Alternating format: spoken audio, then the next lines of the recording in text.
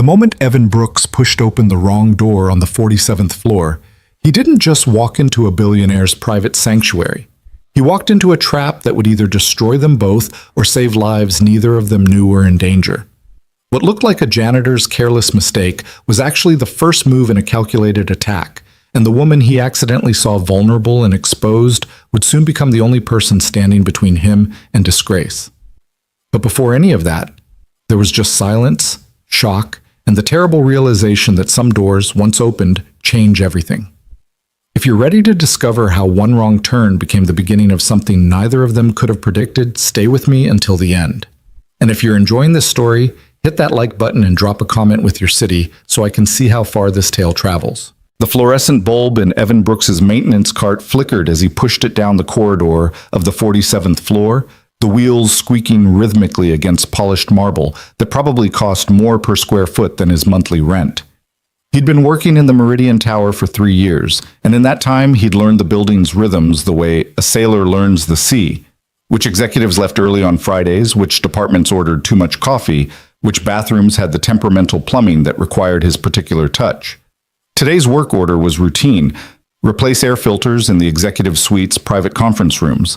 The kind of job that took maybe an hour if you didn't rush, paid the same whether you finished early or late, and required nothing more than showing up with the right equipment and the right access card.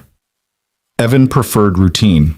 Routine meant predictability, and predictability meant he could pick up Lily from after-school care by 5:30, help her with homework over mac and cheese, and still have time to read her 2 chapters of whatever book currently held her 7-year-old imagination captive before bedtime.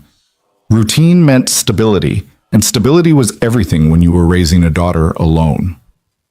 The access card reader beeped green, and Evan shouldered open the maintenance door that led to the executive wing's inner corridor. The carpet here was different, deeper, quieter, the kind that swallowed sound instead of echoing it back. Abstract art hung on walls painted in muted grays and whites. Everything about this space whispered money in a way that made Evan acutely aware of the grease stain on his work shirt and the scuff marks on his steel-toed boots. He checked the work order on his phone. Conference room 4703A. Should be the 3rd door on the left. He'd been up here before, though not frequently. The executive floors had their own dedicated maintenance staff for most issues, and guys like Evan only got called up when those teams were stretched thin or the job was too mundane for their attention. The 3rd door on the left was unmarked except for a small brass plate reading "Private." That tracked. Evan swiped his card, waited for the beep, and pushed the door open. Except it wasn't conference room 4703A. Time seemed to crystallize into individual frames, each one searing itself into Evan's memory with painful clarity. The room was enormous, not a conference room at all, but some kind of private office or lounge. Floor-to-ceiling windows overlooked the city, the afternoon sun streaming through to illuminate hardwood floors, a massive desk, built-in bookshelves, and a woman standing near a tall mirror, frozen in the act of buttoning a silk blouse. She was maybe 40, with dark hair pulled back in a way that had probably been severe and controlled before she'd started changing clothes. Her eyes, sharp, intelligent, commanding, met his with an expression that cycled through surprise, confusion, and something else. Not quite fear, not quite anger, something harder to name. For a single terrible moment, neither of them moved. Evan's brain screamed at him to back out, apologize, close the door, disappear. But his body had locked up, caught between professional instinct and social catastrophe. This wasn't happening. This couldn't be happening. He started, his voice coming out strangled. Wrong room. I'm sorry. Don't move. The woman's voice was steady, authoritative, completely unlike what Evan would have expected from someone caught mid-change. She pulled the blouse closed, her fingers moving quickly to fasten the remaining buttons, her eyes never leaving his face. I said don't move, she repeated, reaching for something on her desk. A phone. Keep your hands where I can see them. Evan's hands came up automatically, palms out, the universal gesture of I'm not a threat. His maintenance cart was still half in the hallway, the door propped open by his shoulder. Ma'am, I swear, this is a mistake. I have a work order for 4703A. I must have miscounted the doors. Security, the woman said into her phone, her tone clipped and cold. Presidential suite. Unauthorized entry, now. presidential suite. The phrase hit Evan like cold water. He'd heard about it. The top executive's private space, accessible only by private elevator and requiring special clearance that maintenance definitely didn't have, which meant he wasn't just in the wrong room, he was in the wrongest possible room in the entire building. "Please," Evan said, trying to keep his voice calm despite the panic rising in his chest. "I can show you the work order. I'm supposed to be replacing air filters in the conference rooms. I work here. My name is Evan Brooks, employee ID 47219. You can check. This is just a mistake." The woman's expression didn't change. She'd finished buttoning her blouse and now stood with perfect posture, one hand still holding the phone, the other resting on the desk's edge. Despite the circumstances, she looked completely in control. Evan recognized that quality, the kind of self-possession that came from never doubting your right to give orders and expecting those orders to be followed. "What's in the cart?" she asked. "Air filters, tools, cleaning supplies, standard maintenance equipment." "Show me, slowly." Evan moved carefully, hyper-aware of how this must look. A middle-aged man in work clothes, caught in a space he shouldn't be, facing a woman who'd been vulnerable moments ago. Every true crime documentary he'd ever half-watched while folding laundry suddenly felt relevant. Every news story about men who claimed innocence while evidence suggested otherwise. He pulled out an air filter, still in its plastic wrapping, then a screwdriver, a small ladder, a spray bottle of cleaner. Basic equipment. Nothing threatening. Nothing that suggested anything other than exactly what he'd said. A maintenance worker doing a routine job. The woman watched with those sharp eyes, missing nothing.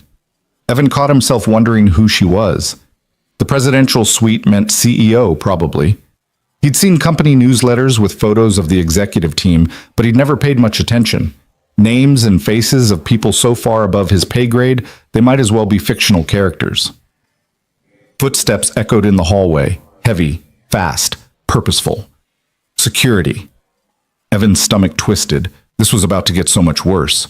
3 security officers appeared in the doorway, hands on their belts, bodies positioned in ways that suggested tactical training.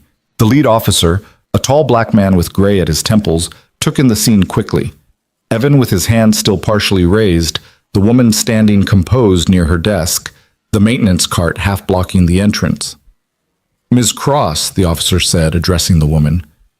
"Are you hurt?" "I'm fine, Marcus." Her voice had softened slightly, though not by much. "This man claims to be maintenance, says he walked in by mistake." Marcus's eyes shifted to Evan, assessing. "ID." Evan slowly reached for the laminated card clipped to his belt, holding it out. Marcus took it, examined it, then spoke into his radio. "Run employee 47219. Brooks, Evan. Facilities." The response crackled back after a moment. "Confirmed. Level 2 maintenance. Current shift active. No flags." Some of the tension in the room shifted, though it didn't disappear. Marcus handed the ID back to Evan. "You have a work order?" "On my phone."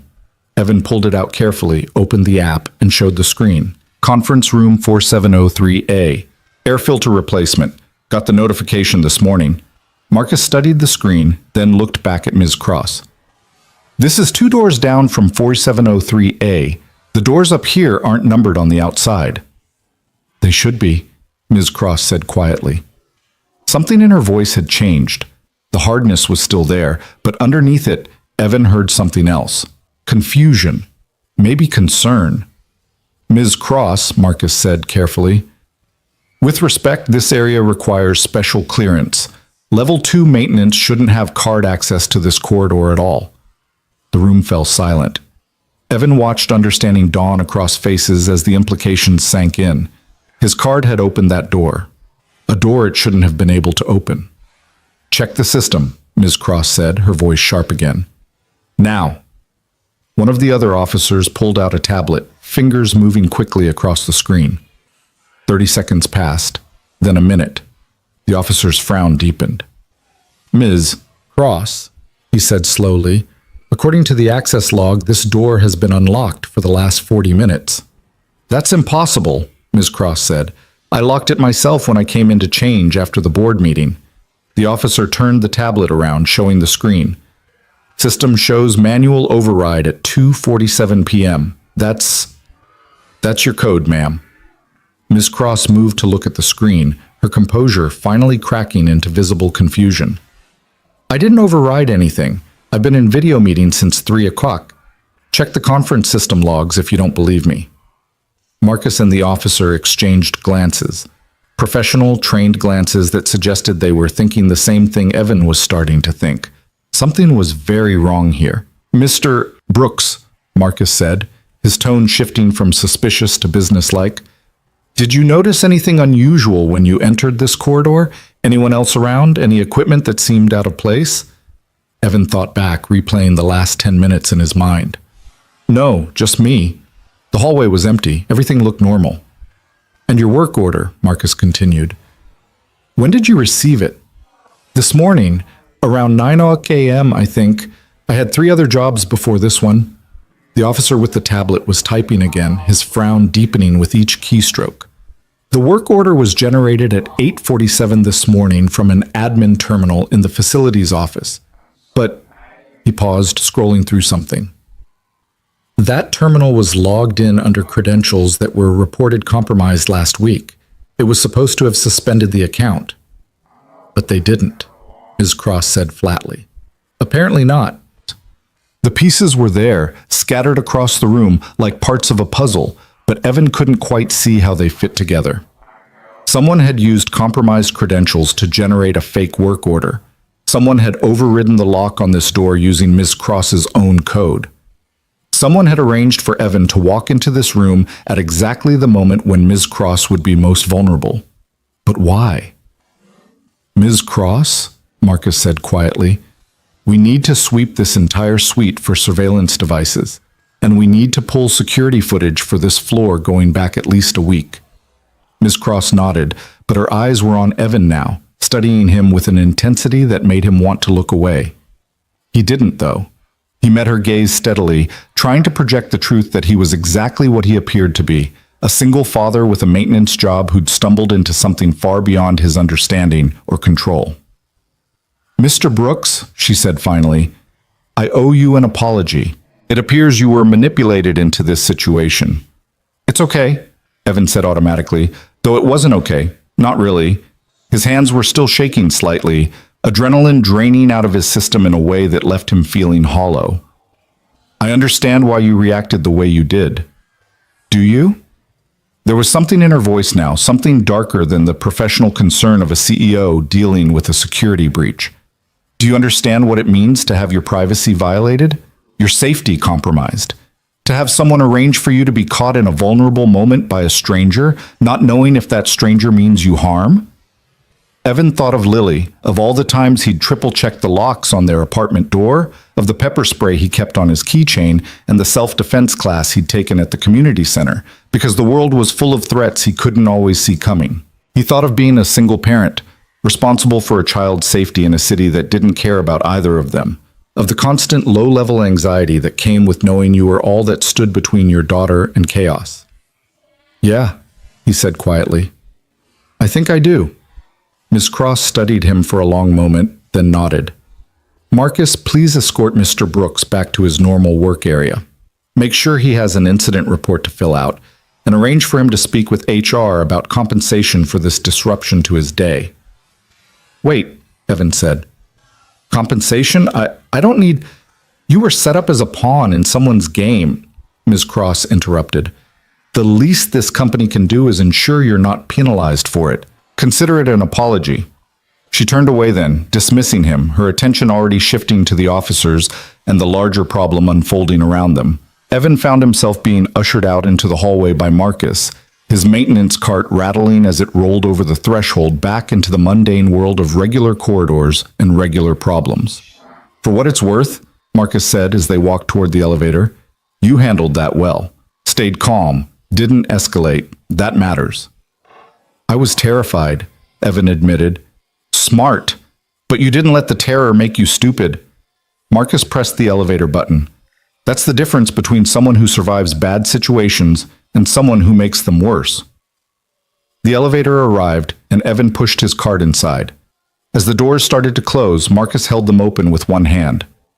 "Mr. Brooks," he said seriously, "if anyone approaches you about what happened today, and I mean anyone, press, lawyers, people claiming to be from corporate, you come directly to me. Here's my card. My personal cell is on the back." Evan took the card, his confusion deepening. "Why would anyone, just in case," Marcus said. "Ms. Cross has a complicated situation, high profile. Lots of people interested in her business, both legitimate and otherwise. What happened today, someone with skill set it up. That means it's not over." The doors closed before Evan could respond, leaving him alone in the descending elevator with nothing but his thoughts, and the uncomfortable feeling that he'd just stepped into something far more dangerous than a wrong room.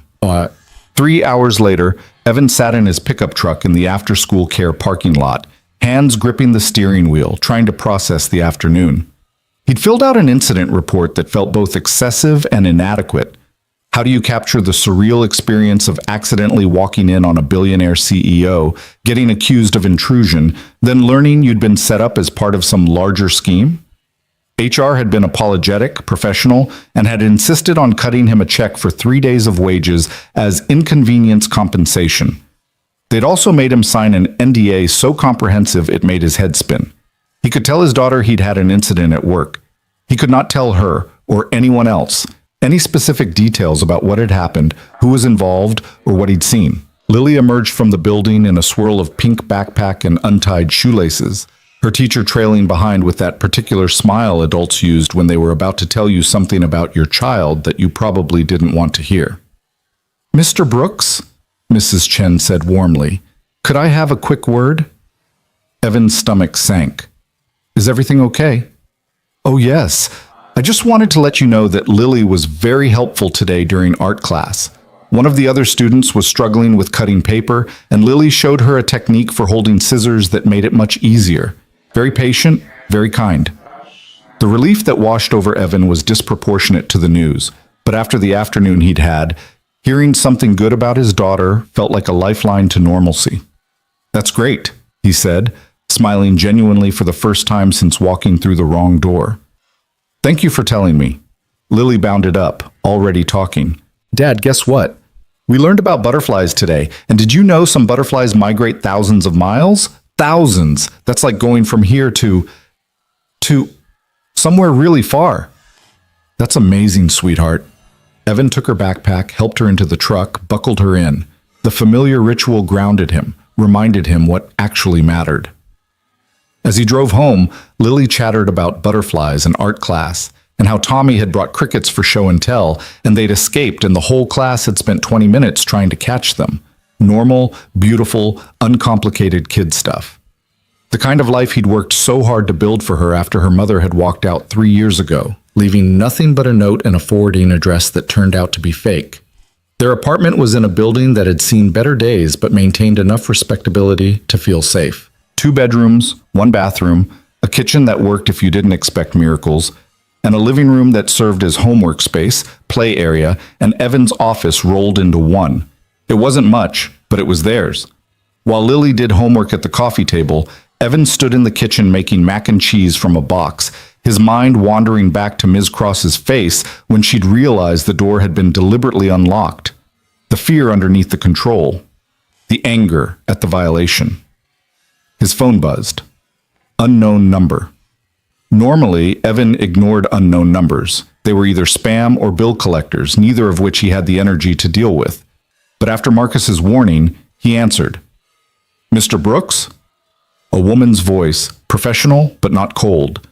"This is Jennifer Santos from Meridian Tower Corporate Security. I'm calling to inform you that you've been placed on temporary administrative leave with pay while we investigate today's incident." Evan's stomach dropped. "Administrative leave? I didn't do anything wrong." "This is purely procedural," Santos assured him quickly. "You're not under any suspicion. However, given the nature of what occurred, we need to conduct a thorough investigation, and that includes interviewing all parties involved separately. You'll still receive your full wages, and we expect this to be resolved within a week at most." A week? Evan thought about the rent due in 10 days, the careful budget that didn't include unexpected gaps in income, even paid ones. "Mr. Brooks, I want to be very clear about something. This is not a punishment. This is us taking your situation seriously. Someone used you to attempt something we're still trying to understand. That means you could potentially be at risk. At risk of what? There was a pause. We're not certain yet. But until we are, we'd prefer you not be in the building where today's incident occurred. If you need anything, if anyone contacts you, if anything unusual happens, you call me immediately. Do you understand? Evan understood. He understood that his normal life had just been knocked sideways by forces he couldn't control. He understood that somewhere in that tower, people were playing games with stakes he couldn't begin to calculate. And he understood that somehow he'd become a piece on that board. I understand, he said. After he hung up, Lily looked up from her math worksheet. Dad? Is something wrong? Evan forced a smile. No, sweetheart, just work stuff. Nothing for you to worry about. You look worried, though. I'm fine. He brought her the mac and cheese, sat down beside her. How about after dinner we read 3 chapters tonight instead of 2? Her face lit up. Really? Really? Because whatever was happening in that tower, whatever complex web he'd stumbled into, this was real. This was what mattered. His daughter, safe and happy, eating mac and cheese and learning about migrating butterflies. But later that night, after Lily was asleep and the apartment was quiet except for the ambient sounds of the city outside, Evan stood at the window and thought about Ms. Cross's eyes when she'd looked at him. Not the initial fear and anger, but later, when she'd realized he was just a pawn. There had been something in that look. Recognition, maybe. An understanding that sometimes the world forced you into situations you never asked for, and all you could do was try to handle them with whatever dignity you could muster. Evan pulled out Marcus's card, looked at the number written on the back in neat handwriting. He didn't call. Not yet. But he kept the card in his wallet, right behind the photo of Lily from her first day of 2nd grade. Just in case. Because something about today felt like a beginning, not an ending. And beginnings, in Evan's experience, meant everything was about to change. Vivian Cross sat alone in her office long after security had finished their sweep, staring at the spot where Evan Brooks had stood with his hands up and fear in his eyes. The security team had found nothing. No cameras, no microphones, no physical evidence of anything beyond what they already knew. Someone had accessed her system, used her codes, and arranged for a maintenance worker to walk in at precisely the wrong moment. But why? If the goal was to embarrass her, there would have been photographs, video, something to leak or blackmail her with. If the goal was to harm her, the maintenance worker could have been someone dangerous, armed, intending violence. Instead, they'd sent her Evan Brooks. A man with a clean background check, 3 years of unremarkable employment, and a 7-year-old daughter he picked up from after-school care every day at the same time. A man who'd looked more terrified than threatening, whose first instinct had been to apologize rather than exploit. A man who was exactly what he appeared to be, an innocent pawn in someone else's game.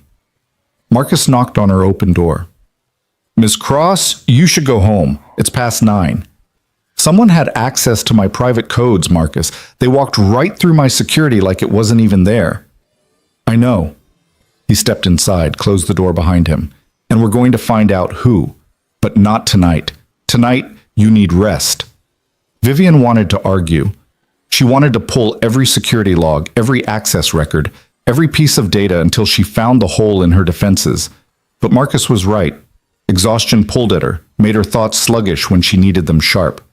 The maintenance worker, she said. Brooks. Make sure he's protected. If someone was willing to set him up once, they might try again. Already done. Temporary leave with pay, full security protocol. Jennifer's handling it personally. Good. Vivian stood, gathering her things. And Marcus? This wasn't random. Someone's probing for weaknesses, which means they're planning something bigger. I know, Marcus said quietly, and we'll be ready. But as Vivian rode the private elevator down to the parking garage where her driver waited, she couldn't shake the feeling that ready wasn't enough. Someone had gotten into her sanctuary, violated her space, used an innocent man as a tool, and they'd done it perfectly. Which meant whoever they were very good at what they did. Vivian thought of Evan Brooks's face, the genuine confusion and fear. The way he'd kept his hands visible, moved slowly, tried so hard to prove he wasn't a threat. The way he'd looked at her, at the end, was something like understanding. She pulled out her phone, sent a text to her assistant. Pull complete background on Evan Brooks. Not just employment. Everything. Family, finances, history. I want to know who he is. Because pawns didn't stay pawns forever. And something told her that before this was over, she and Evan Brooks were going to meet again. The background report arrived on Vivian's desk at 6:47 the next morning, delivered by her assistant with the kind of discretion that came from 10 years of managing sensitive information. Vivian had barely slept, her mind circling the same questions over and over, and she'd arrived at the office before sunrise to find answers waiting for her. Evan Michael Brooks. Age 34, born in Pittsburgh, raised by a single mother who'd worked 2 jobs to put him through community college. Associate degree in mechanical engineering, but never completed his bachelor's, dropped out in his junior year when his mother got sick. Worked construction for 3 years while caring for her until she passed. Married at 28 to Rachel Summers, divorced at 31. One daughter, Lily Ann Brooks, age 7. Full custody, no visitation from the mother, who'd relocated to parts unknown shortly after the divorce was finalized. Employment history showed a pattern. Steady work, nothing glamorous, always choosing stability over advancement. He'd been at Meridian Tower for 3 years, never called in sick, never complained, never caused problems.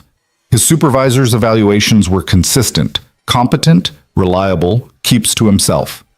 Financial records painted a picture Vivian recognized all too well from her own childhood. Someone managing carefully, balancing on that thin edge between making it and falling behind.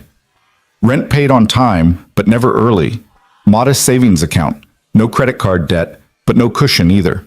The kind of life where a single unexpected expense could trigger a cascade of problems. Nothing in the report suggested anything other than what Evan had claimed. A regular person living a regular life, doing his best to raise his daughter alone, which meant he really had been nothing more than a pawn. Vivian closed the file and stared out at the city waking up below her window. Somewhere out there, Evan Brooks was probably making his daughter breakfast, completely unaware that his background had been dissected by corporate investigators. The thought left a bitter taste in her mouth. Her phone buzzed. Marcus. "We've got something," he said without preamble. "Conference room in 5 minutes." The security team had set up in one of the smaller conference rooms, the kind without windows, where sensitive information could be discussed without worrying about long-range surveillance. 3 officers clustered around a laptop, and Marcus stood at the head of the table, his expression grim. "Show her," he said. The officer at the laptop pulled up security footage, timestamp showing 3 days before the incident. The hallway outside Vivian's suite, empty and quiet. Then a figure appeared, moving with purpose but not haste. Male, medium height, wearing maintenance coveralls and a baseball cap pulled low. He stopped at Vivian's door, pulled out what looked like a tablet, and worked for maybe 2 minutes before the door clicked open. "He's cloning the access codes," Marcus said. "See how he's got the device pressed against the reader? He's pulling the encryption key and uploading new credentials." "How is that possible?" Vivian demanded. "Those readers are supposed to be tamper-proof." "They are, against conventional methods." Marcus nodded to the officer, who pulled up another window showing lines of code. "But this wasn't conventional. Whoever this is, they had access to the manufacturer's proprietary software. The kind of access you can't just buy on the dark web." Vivian felt cold certainty settle in her chest. Inside job. Or someone with connections to our security contractor. Either way, this was planned. Carefully. The footage continued. The figure entered Vivian's suite, stayed for exactly 4 minutes, then exited. The door locked behind him. Nothing appeared disturbed. If they hadn't been specifically looking for this intrusion, they never would have known it happened. "What was he doing in there for 4 minutes?" Vivian asked. "That's what worries me." Marcus pulled up another set of images, these from inside the suite. "We swept for physical devices and found nothing, but 4 minutes is enough time to install something we wouldn't recognize as a threat. A passive RFID scanner, a laser microphone component. Hell, with the right equipment, he could have mapped your entire network topology just by proximity to your devices." "You're saying they've been listening?" "I'm saying they might have been. We've gone through every inch of that suite with electromagnetic scanners and found nothing active. But that doesn't mean there's nothing there, just nothing we can detect with current technology. Vivian forced herself to breathe slowly, to think past the violation and focus on the strategic implications. What about the man in the footage? Can we identify him? We're working on it. The cap and coveralls are generic, available at any work supply store. His gait suggests some training, military or law enforcement, the way he moves efficiently without looking rushed. But his face never comes into clear view. He knew where the cameras were and how to avoid them. Professional. Very. Vivian studied the frozen image on the screen, this figure who'd walked into her private space and done God knows what. What about the work order that sent Brooks to my suite? Where does that thread lead? The officer at the laptop pulled up another document. The compromised credentials used to generate the work order belonged to Karen Hu, facilities admin. Her account was flagged after suspicious activity last week, multiple login attempts from an IP address that traced back to a coffee shop downtown. We suspended access, or thought we did. Turns out the suspension never propagated through the system due to a database synchronization error. Convenient error, Vivian said. Very. We're investigating whether it was genuinely a technical failure or whether someone deliberately prevented the sync. Marcus leaned forward. Ms. Cross, I need to ask you something, and I need you to be completely honest with me. Is there anyone, personal or professional, who might have a specific reason to target you right now? Business rival, disgruntled former employee, anyone with a grudge? Vivian almost laughed. Marcus, I run a multinational corporation. I've made hundreds of decisions that benefited some people and hurt others. The list of people who might have grievances is extensive. Anyone who stands out? She thought about the hostile takeover bid she'd blocked 3 months ago, the executive she'd fired for falsifying reports, the competitor whose market share she'd been systematically eroding for the past year. Business was war, and she'd been fighting on multiple fronts for so long she barely remembered what peace felt like. No one specific, she said finally, but I'll make a list, cross-reference it with people who'd have the resources and connections to pull off something this sophisticated. There's one more thing. Marcus nodded to the officer who pulled up a different video. This is from yesterday, about an hour after the incident with Brooks. Loading dock, east entrance. The footage showed the same figure from before, same coveralls, same cap, climbing into a nondescript white van. But before he closed the door, he looked directly at the camera and smiled. Just for a second. Then he was gone. The certainty in Vivian's chest turned to ice. He wanted us to find this, all of it. The door breach, the work order, that footage. He's showing us how easily he can get in. Which means the incident with Brooks wasn't the objective, Marcus said quietly. It was a demonstration. A demonstration of what? How vulnerable you are. The words hung in the air like a threat. Vivian had spent her entire adult life building walls around herself. Financial security, corporate power, layers of protection that should have made her untouchable. And someone had walked through all of it like those walls were made of paper. I want 24/7 security, she said, her voice hard.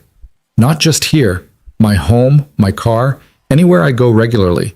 And I want our entire digital infrastructure audited by outside experts, someone we know isn't compromised. Already in motion, Marcus assured her. But, Ms. Cross, there's something else we need to discuss. Brooks. What about him? He's a loose end. Whoever orchestrated this used him to get close to you, even if only for a moment. That makes him a potential liability to them. If they think he saw something, heard something, knows something, he's in danger. Marcus nodded. We've got him on administrative leave, but that only protects him while he's not working. Once he's back to his normal routine, he's exposed, and we have no legal authority to provide him personal protection. Vivian thought of the background report, the picture of a man just trying to get by, raising his daughter alone. The kind of person who became collateral damage in games played by people with resources and ruthlessness he couldn't begin to comprehend. Keep monitoring him, she said, quietly. If anything unusual happens around him, I want to know immediately.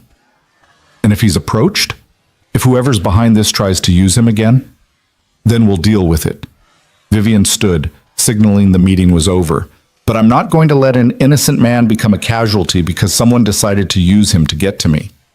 She left the conference room with Marcus trailing behind, her mind already shifting to the dozen other crises that required her attention today. Board meetings, strategic planning sessions, the endless demands of running a corporation that employed thousands of people and generated billions in revenue. The machinery of her life that never stopped, never paused for things like fear or uncertainty. But as she stepped into her private elevator, she caught her reflection in the polished steel doors and saw what she usually kept carefully hidden: the exhaustion, the strain, the cracks in the armor she presented to the world. Someone had violated her sanctuary. Someone had made her feel vulnerable in the one place she should have been safe. And whoever they were, they'd made a critical mistake. They'd assumed she'd be frightened enough to make errors, panicked enough to expose weaknesses. They didn't understand that Vivian Cross had learned a long time ago that fear was just another tool, and vulnerability was just another form of intelligence gathering. The elevator opened onto the executive floor, and Vivian stepped out into her domain, shoulders back, expression controlled. Let them come. She'd be ready. Evan spent his unexpected week off trying to establish a new routine that didn't feel like his life had been knocked off its axis. He took Lily to school, came home to an apartment that felt too empty during work hours, and tried to convince himself that everything was fine. It wasn't fine. On the third day of his administrative leave, a package arrived. No return address, just his name written in neat block letters on brown paper wrapping. Evan stared at it for a long moment before opening it, Marcus's warning echoing in his head about people who might contact him. Inside was a burner phone. Just that. No note, no explanation, nothing to indicate who'd sent it or why. Evan's hand shook slightly as he held it. This was wrong. This was evidence of something, though he couldn't say what. He should call Marcus, report this, let the professionals handle it. The phone rang. Evan nearly dropped it. His heart hammered as he stared at the screen showing an unknown number. Every instinct screamed at him not to answer, to throw the phone away, to pretend it had never arrived. He answered. Mr. Brooks. The voice was male, calm, almost friendly. I apologize for the dramatic delivery, but I needed a way to contact you that wouldn't be monitored by Meridian's security team. Who is this? Someone who wants to help you understand what you've stumbled into. I didn't stumble into anything. I walked into the wrong room because someone set me up. Very perceptive. Yes, you were set up, but do you know why? Evan's mind raced. To get to Ms. Cross. To violate her privacy or threaten her somehow. Partially correct, but you're missing the larger picture. The voice remained pleasant, almost conversational. Tell me, Mr. Brooks, what do you know about Vivian Cross's background? Nothing.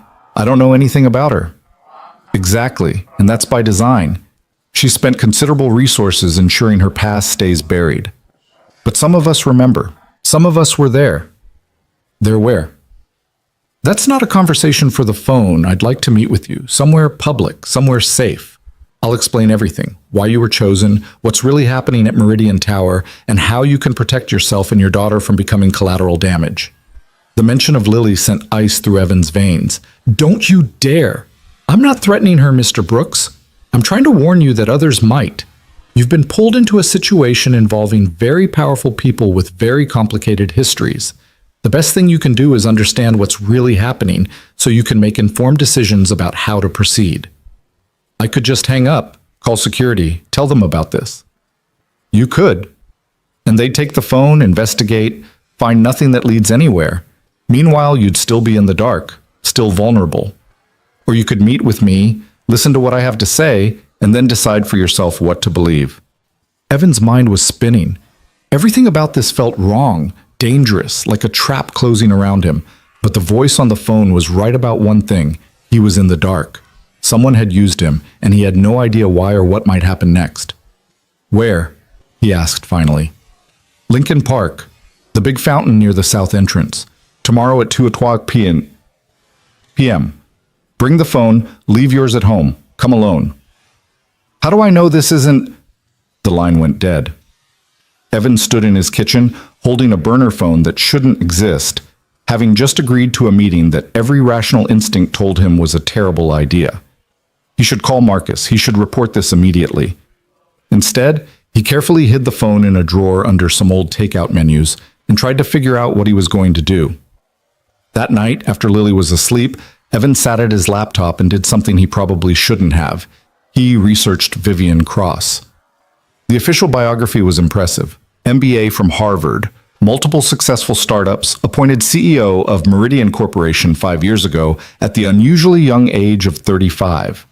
She'd stabilized a struggling company and turned it into a major player in the tech sector. Under her leadership, Meridian had acquired 3 competitors and expanded into international markets. But the personal information was sparse. No mention of family, no photos from before her professional career began. No college friends interviewed for puff pieces. No childhood home featured in lifestyle magazines. It was as if Vivian Cross had simply appeared fully formed at age 22, already brilliant and driven and complete. Evan dug deeper, searching for anything that might explain the gap. What he found were forum posts, conspiracy theories, and unsubstantiated rumors, the kind of internet noise that accumulated around any successful public figure. Most of it was garbage. But some of it mentioned a sealed juvenile record, an incident when she was 16 that had never been made public. He was about to close the laptop when he found one more thing. A newspaper article from 18 years ago, barely 2 paragraphs long, about a house fire in a small town outside Boston. 2 casualties, identities withheld pending family notification. The address meant nothing to Evan, but something about the date nagged at him. He cross-referenced it with Vivian's biography. The fire had occurred exactly 3 weeks before she'd graduated high school and left for college. Maybe it was nothing. Maybe it was coincidence. Or maybe the voice on the phone was right, and there was a whole history he didn't know about. Evan closed the laptop and stared at the dark screen, seeing his own reflection distorted in the black surface. A regular guy, in over his head, trying to decide whether to walk into what might be a trap, because not knowing felt more dangerous than knowing. He thought about Lily, sleeping peacefully in her room, trusting him to keep her safe.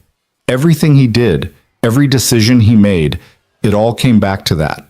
Protecting her, giving her a stable life, making sure nothing touched her that could cause harm. But if he was already tangled up in something dangerous, wouldn't it be better to understand what that something was? The next day crawled by. Evan took Lily to school, came home, and watched the clock like it was counting down to something inevitable. At 1:30, he left his phone on the kitchen counter, tucked the burner into his jacket pocket, and drove to Lincoln Park. The fountain was exactly where the voice had said, water cascading down 3 tiers of sculpted stone, surrounded by benches and walking paths. Evan found a bench with a clear view of the area and sat down, trying to look casual despite the anxiety crawling under his skin. At 2:03, a woman sat down beside him. Not a man, as he'd expected, but a woman in her 50s with gray hair cut short and sharp eyes that cataloged everything about him in a single glance. "Mr. Brooks," she said, her voice matching the one from the phone. "Thank you for coming. You're not what I expected. People rarely are."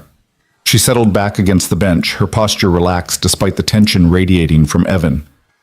"My name is Dr. Sarah Chen. I used to work with Vivian Cross back when she was just starting out, before she became the person the world knows now. What do you want from me?" "Nothing. I want to give you information. What you do with it is your choice." She pulled out a tablet, called up a document. "This is a police report from 18 years ago. A domestic violence incident involving a 16-year-old girl and her stepfather. The girl fought back, sent the stepfather to the hospital with serious injuries. The charges were eventually dropped, record sealed due to her age and the circumstances." She turned the tablet toward Evan. The report was heavily redacted, but he could make out enough details to paint a picture. A girl defending herself against someone who'd hurt her repeatedly. A system that had failed to protect her until she'd been forced to protect herself. The girl's name was Vivian Mercer, Dr. Chen continued. She changed it legally when she turned 18, started over, built a whole new life on top of the old one. Evan looked at the report, then back at Dr. Chen. "Why are you telling me this?" "Because 3 weeks after that incident, there was a fire. The stepfather and the girl's mother died. The fire was ruled accidental, faulty wiring, but the investigation was cursory at best. The girl had already left town for college. She was never considered a suspect. The pieces were there, but Evan couldn't quite make himself assemble them. "You're saying, Ms. Cross..." "I'm saying there are questions that were never answered. And I'm saying that the person who broke into her suite, who set you up to walk in on her, might know about those questions." "This is insane." Evan stood up, his heart racing. "Why are you dragging me into this? I'm nobody. I fix air conditioning units and replace light bulbs. I don't know anything about corporate espionage or buried secrets or whatever this is." "You were chosen specifically because you're nobody," Dr. Chen said quietly. "Someone expendable. Someone who could be manipulated easily, someone whose word would never carry weight against a billionaire CEO's denial. But now you know what I know. Now you're not quite so expendable anymore." "Is that supposed to be reassuring?" "It's supposed to be honest." She stood as well, faced him directly.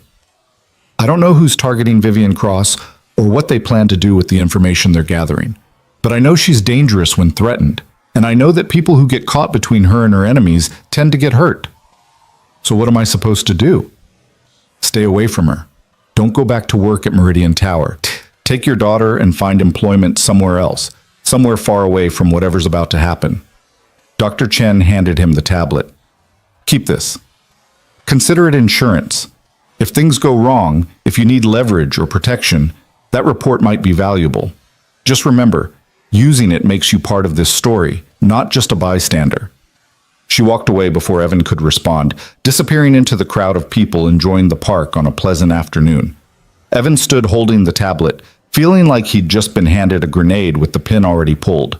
He should throw it away, delete the file, destroy the device, pretend this conversation never happened. Instead, he tucked it into his jacket and walked back to his truck, his mind churning through possibilities he didn't want to consider. That evening, as he helped Lily with her spelling homework, his personal phone rang. Marcus. "Mr. Brooks, I need you to be very careful about something. We've detected unusual activity around your apartment building. Someone's been conducting surveillance." Evan's blood ran cold. "What kind of surveillance?" "Nothing overt, but our monitors picked up a vehicle that's been parked on your street for the past 3 days. Different plates each day, but same make and model. Classic counter-surveillance technique." "You're watching me?" "We're monitoring for threats. There's a difference." Marcus paused. "Has anyone contacted you, approached you in person or by phone?" Evan thought about the burner phone in his drawer, the meeting in the park, Dr. Chen's warnings. He should tell Marcus everything. That would be the smart thing, the safe thing. "No," he said. "No one's contacted me." The lie felt like stepping off a cliff. "If anyone does, you call me immediately. These people, whoever they are, they're professionals, they're dangerous, and you're a loose end they might decide to tie up." After he hung up, Evan sat very still, listening to Lily practice her spelling words in the next room. Her voice bright and confident, completely unaware that her father had just lied to corporate security, was holding evidence of potential crimes committed by a billionaire, and had possibly put them both in danger. He thought about running, packing up tonight, taking Lily, driving until they were far away from all of this. But running meant giving up their life here. Lily's school, her friends, the stability he'd fought so hard to give her. Running meant admitting he couldn't handle this, couldn't protect her without fleeing. The tablet sat in his jacket pocket like a weight. Insurance, Dr. Chen had called it. Or maybe just evidence of how thoroughly he'd been pulled into something he didn't understand. Evan made a decision then, one that would alter everything that came after. He wasn't going to run, and he wasn't going to hide. But he also wasn't going to be anyone's pawn. If he was caught in the middle of this, then he needed to understand all sides of it. Not just what Dr. Chen told him, not just what Meridian Security revealed, but the whole truth. And there was only one person who could give him that. He pulled out his phone and sent a text to the number on Marcus's card. "I need to speak with Ms. Cross. In person. Alone. It's important." The response came 30 seconds later. "Tomorrow, 8 p.m. I'll send you the address." Evan deleted the message thread, put his phone away, and went to help his daughter with her homework, trying to pretend that he hadn't just done something that could either save them or destroy them. In her office, 47 floors above the city, Vivian read Marcus's forwarded message and felt something shift in her chest. Evan Brooks wanted to meet. alone. Which meant he knew something, or someone had gotten to him. Either way, tomorrow night would provide answers, and Vivian Cross had always been very good at getting answers when she needed them. The address Marcus sent led Evan to a building he'd never noticed before, tucked between two larger structures in a part of downtown that felt both expensive and deliberately anonymous. No corporate logos, no directory in the lobby, just a security guard who checked his ID against a list and directed him to the 8th floor without a word. Evan had arranged for Mrs. Patterson next door to watch Lily, telling her he had a meeting about his job situation. Not quite a lie, but not quite the truth either. The whole drive over, he'd questioned whether he was making a catastrophic mistake. Meeting alone with someone who might have secrets dark enough to kill for seemed like the kind of decision that ended badly in every thriller he'd ever watched. But he'd also spent the past 24 hours thinking about Dr. Chen's warnings, about the surveillance Marcus had detected, about how thoroughly he'd been used as a pawn in a game he didn't understand. If he was going to protect Lily, he needed to know what he was protecting her from, and that meant confronting the person at the center of all this chaos. The elevator opened directly into a small reception area, elegant and minimalist. Vivian Cross stood near the windows, her silhouette backlit by the city lights spread out below. She turned as he entered, and Evan was struck again by the control in her bearing, the way she seemed to command space just by occupying it. "Mr. Brooks," she said, "thank you for coming. I wasn't sure you'd agree to meet." "You asked. That was either very brave or very foolish, and I wanted to determine which." She gestured to a pair of leather chairs arranged near the window. "Please, sit." Evan remained standing.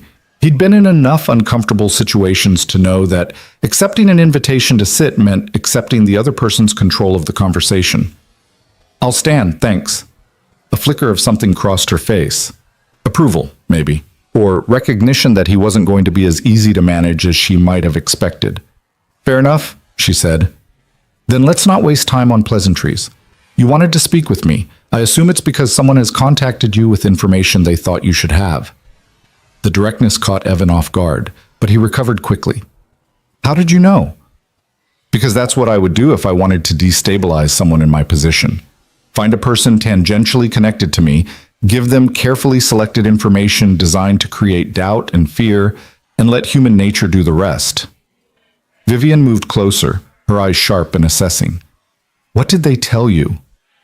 Evan thought about the tablet hidden in his truck, the police report with its redacted details and unanswered questions.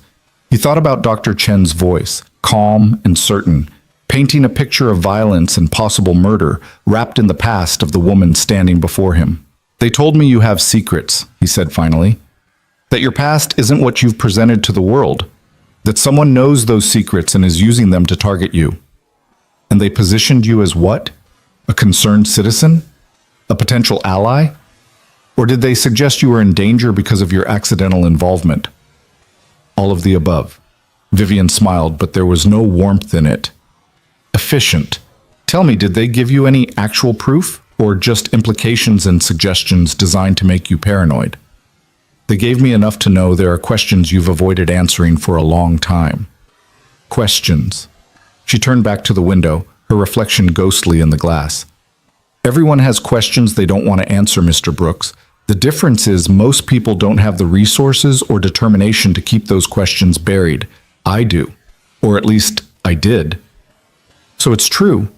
You're hiding something." "I'm protecting something. There's a difference."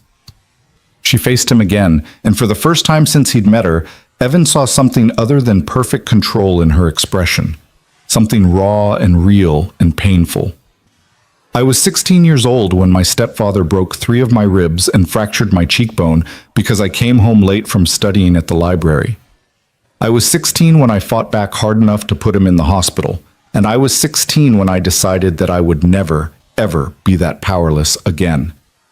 The words hung between them, stark and honest. Evan felt his certainty wavering, the narrative Dr. Chen had constructed suddenly seeming less clear. "The fire," he said. 3 weeks later, your mother and stepfather died." "They did. In a house fire caused by faulty wiring that had been reported to the landlord 3 times and ignored 3 times. I was already at college when it happened. I came back for the funeral, packed up what little I wanted to keep, and left. I never went back. Dr. Chen suggested that I killed them. Vivian's voice was flat, matter-of-fact. That I arranged the fire as revenge or to silence witnesses to what I'd done. That I'm a murderer who's been hiding behind corporate power and careful image management for 18 years. Are you? The question came out harder than Evan intended, but he didn't take it back. If he was going to be caught up in this, he deserved the truth, not a carefully crafted version designed to manipulate him. Vivian studied him for a long moment, and Evan had the uncomfortable feeling of being evaluated in ways he couldn't fully understand. Finally, she pulled out her phone, scrolled through something, and held it out to him. "That's the complete police and fire investigation report," she said, unredacted, including the parts that were sealed when I was a minor. "Read it. See for yourself what actually happened." Evan took the phone, scanned through pages of official documentation. The domestic violence incident was there, exactly as Dr. Chen had described, but the fire investigation was more thorough than she'd implied. Multiple expert analyses, extensive evidence collection, interviews with neighbors and electrical contractors. The conclusion was unanimous: accidental fire caused by deteriorated wiring and walls that hadn't been updated in 40 years. No signs of accelerant, no indication of tampering, no evidence suggesting anything other than a tragic accident waiting to happen. The investigators' notes even mentioned that the house had been flagged by the fire marshal 2 months before the incident as a potential hazard. "The fire marshal's report," Evan said slowly, "it recommended the building be condemned." "It did. The landlord ignored it. My mother and stepfather died because someone prioritized profit over safety." Vivian took the phone back. "Not because I wanted revenge, not because I was covering up anything. They died because the world is full of people who make careless decisions that cost other people their lives." Evan felt the ground shifting under his assumptions. "Then why are you being targeted now? If there's nothing to hide, why go through all this effort to expose you?" "Because the truth doesn't matter as much as the story people can tell with carefully selected pieces of truth." Vivian moved to a small bar in the corner, poured 2 glasses of water, and offered one to Evan. This time he took it. "Think about what you were told. A violent incident, a suspicious fire, a girl who changed her name and reinvented herself. Put those pieces together with the right spin, and you've got a narrative that could destroy my reputation, even if it's completely false." "But why?" Evan pressed. "Who benefits from destroying your reputation?" "That's what I've been trying to figure out." She sat down in one of the leather chairs, suddenly looking tired in a way that made her seem more human than the polished executive he'd first encountered. "I have competitors who'd love to see me removed from Meridian's leadership. I have former business partners who feel cheated by deals that went against them. I have ex-employees who blame me for decisions that cost them their jobs. The list of people with potential motives is extensive. But sophisticated enough to hack your security, clone your access codes, and orchestrate the setup with me. That's where it gets complicated. The technical expertise required suggests either a well-funded corporate rival or someone with government-level resources. But the personal nature of using my past against me suggests someone with a more intimate grudge." Evan sipped the water, his mind working through the puzzle. What if it's both? What if someone with personal motivation found allies with the resources to actually hurt you? Vivian looked at him with renewed interest. "That's an astute observation. What makes you think that?" "Because that's how people operate when they're not powerful enough to act alone. They find others with aligned interests and pool resources." He thought of his own life, the way single parents formed support networks because none of them could handle everything individually. The question is, who has both the motive and the connections to recruit that kind of help? "You're not what I expected, Mr. Brooks." "Yeah, I get that a lot." He set the glass down. "Look, I don't know if what you've told me is the complete truth or just another version designed to get me on your side. But I know someone used me to get to you, and now I'm caught in the middle of something that could hurt my daughter. So here's what I need from you. Honesty about what I'm actually up against. You want to know if you're in danger. I want to know if Lily's in danger, because if she is, I'll take her and disappear so fast you'll never find us. But if there's a way to resolve this without upending her entire life, I'll help however I can."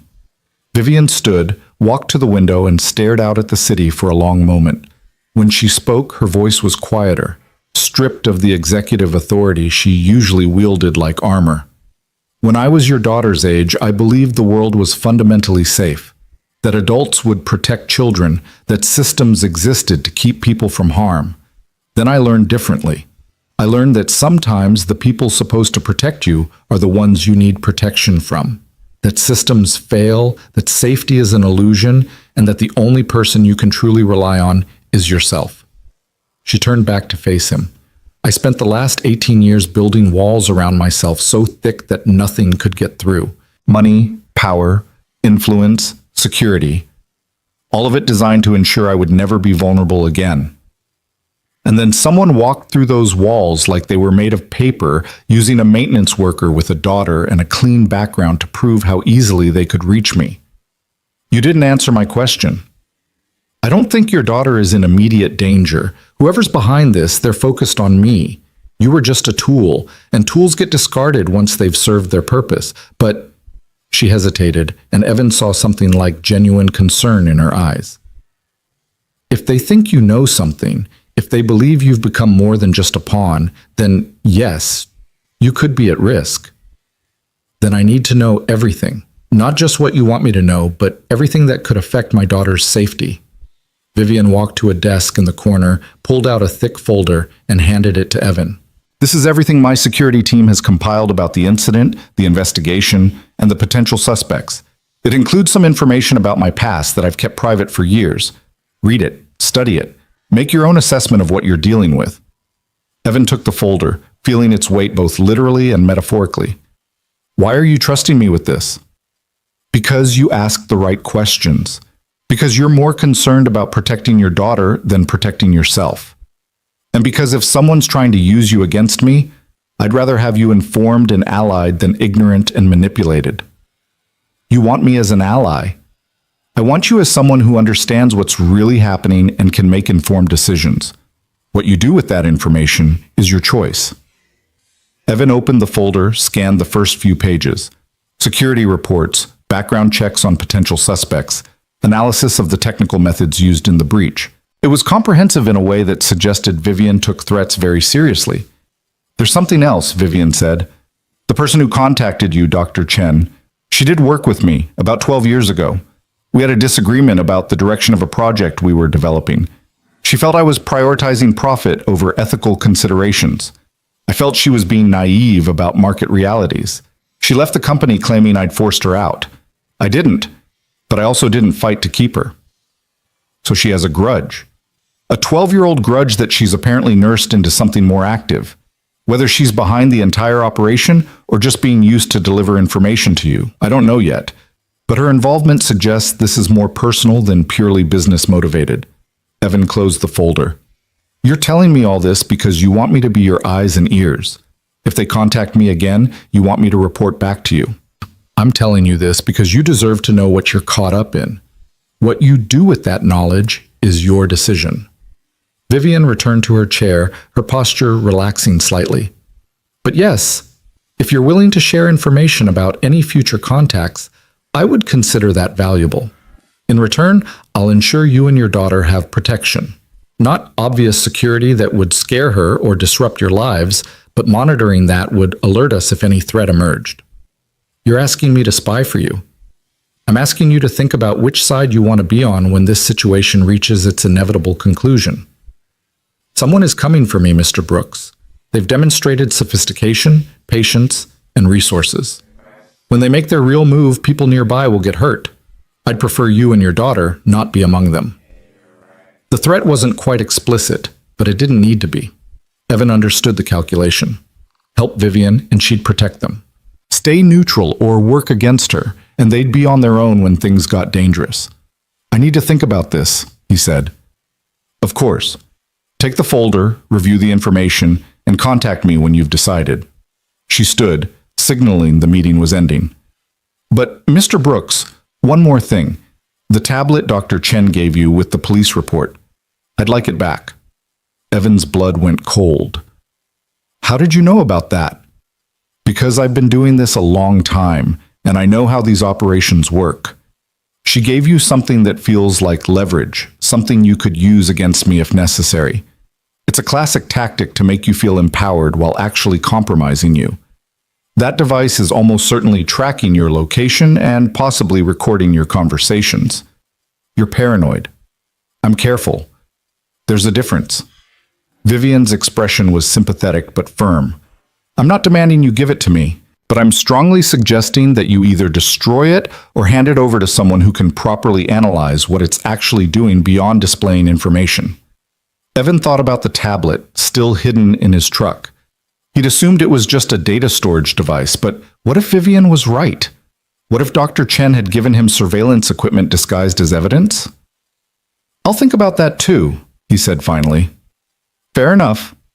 Vivian walked him to the elevator, pressed the call button. As they waited, she spoke again, her voice softer. For what it's worth, I believe you're a good father trying to do right by your daughter in a situation you never asked to be part of. That's admirable. Just remember that sometimes doing right by the people we love means making choices that feel wrong in other ways. The elevator arrived and Evan stepped inside. As the doors began to close, Vivian added one more thing. They'll contact you again, Mr. Brooks. When they do, remember that everyone in this situation is using you for something. The question is who you trust to be honest about what that something is. The doors closed, leaving Evan alone with his thoughts and a folder full of secrets that might either protect his daughter or put her in more danger. He made it back to his truck before he noticed the envelope under the windshield wiper. No markings, just a plain white envelope that definitely hadn't been there when he'd parked. Evan looked around the parking garage, seeing no one, but feeling watched nonetheless. Inside the envelope was a single photograph and a handwritten note. The photograph showed Lily leaving school that afternoon, her pink backpack bright against the gray concrete. Someone had taken this picture today, had been close enough to his daughter to capture her in clear detail. The note was brief. Your meeting with Ms. Cross was noted. We hoped you'd make a wiser choice. Your daughter is lovely. It would be tragic if her father's poor decisions affected her future. Evan's hand shook as he held the photograph. All the analysis, all the careful weighing of options, all the strategic thinking evaporated in the face of a direct threat to Lily. Someone had been watching his daughter. Someone had gotten close enough to take this picture. Someone wanted him to know that his daughter was vulnerable. He pulled out his phone, started to dial Marcus, then stopped. If he reported this, Meridian Security would get involved. There would be investigations, questions, police reports. Lily would be scared. Their lives would be turned upside down. But if he didn't report it, he'd be facing this threat alone. The burner phone in his pocket buzzed. Evan pulled it out, saw a text message from an unknown number. The photograph was just a reminder of what's at stake. We don't want to hurt your daughter. We just want you to stay neutral. Don't help Cross. Don't interfere. Go back to your normal life and let the adults handle their business. Do that, and Lily stays safe. Evan stared at the message, feeling rage and fear warring in his chest. These people, whoever they were, had just crossed a line that made everything else irrelevant. They'd threatened his daughter, they'd used her as leverage, and they'd badly underestimated what a father would do to protect his child.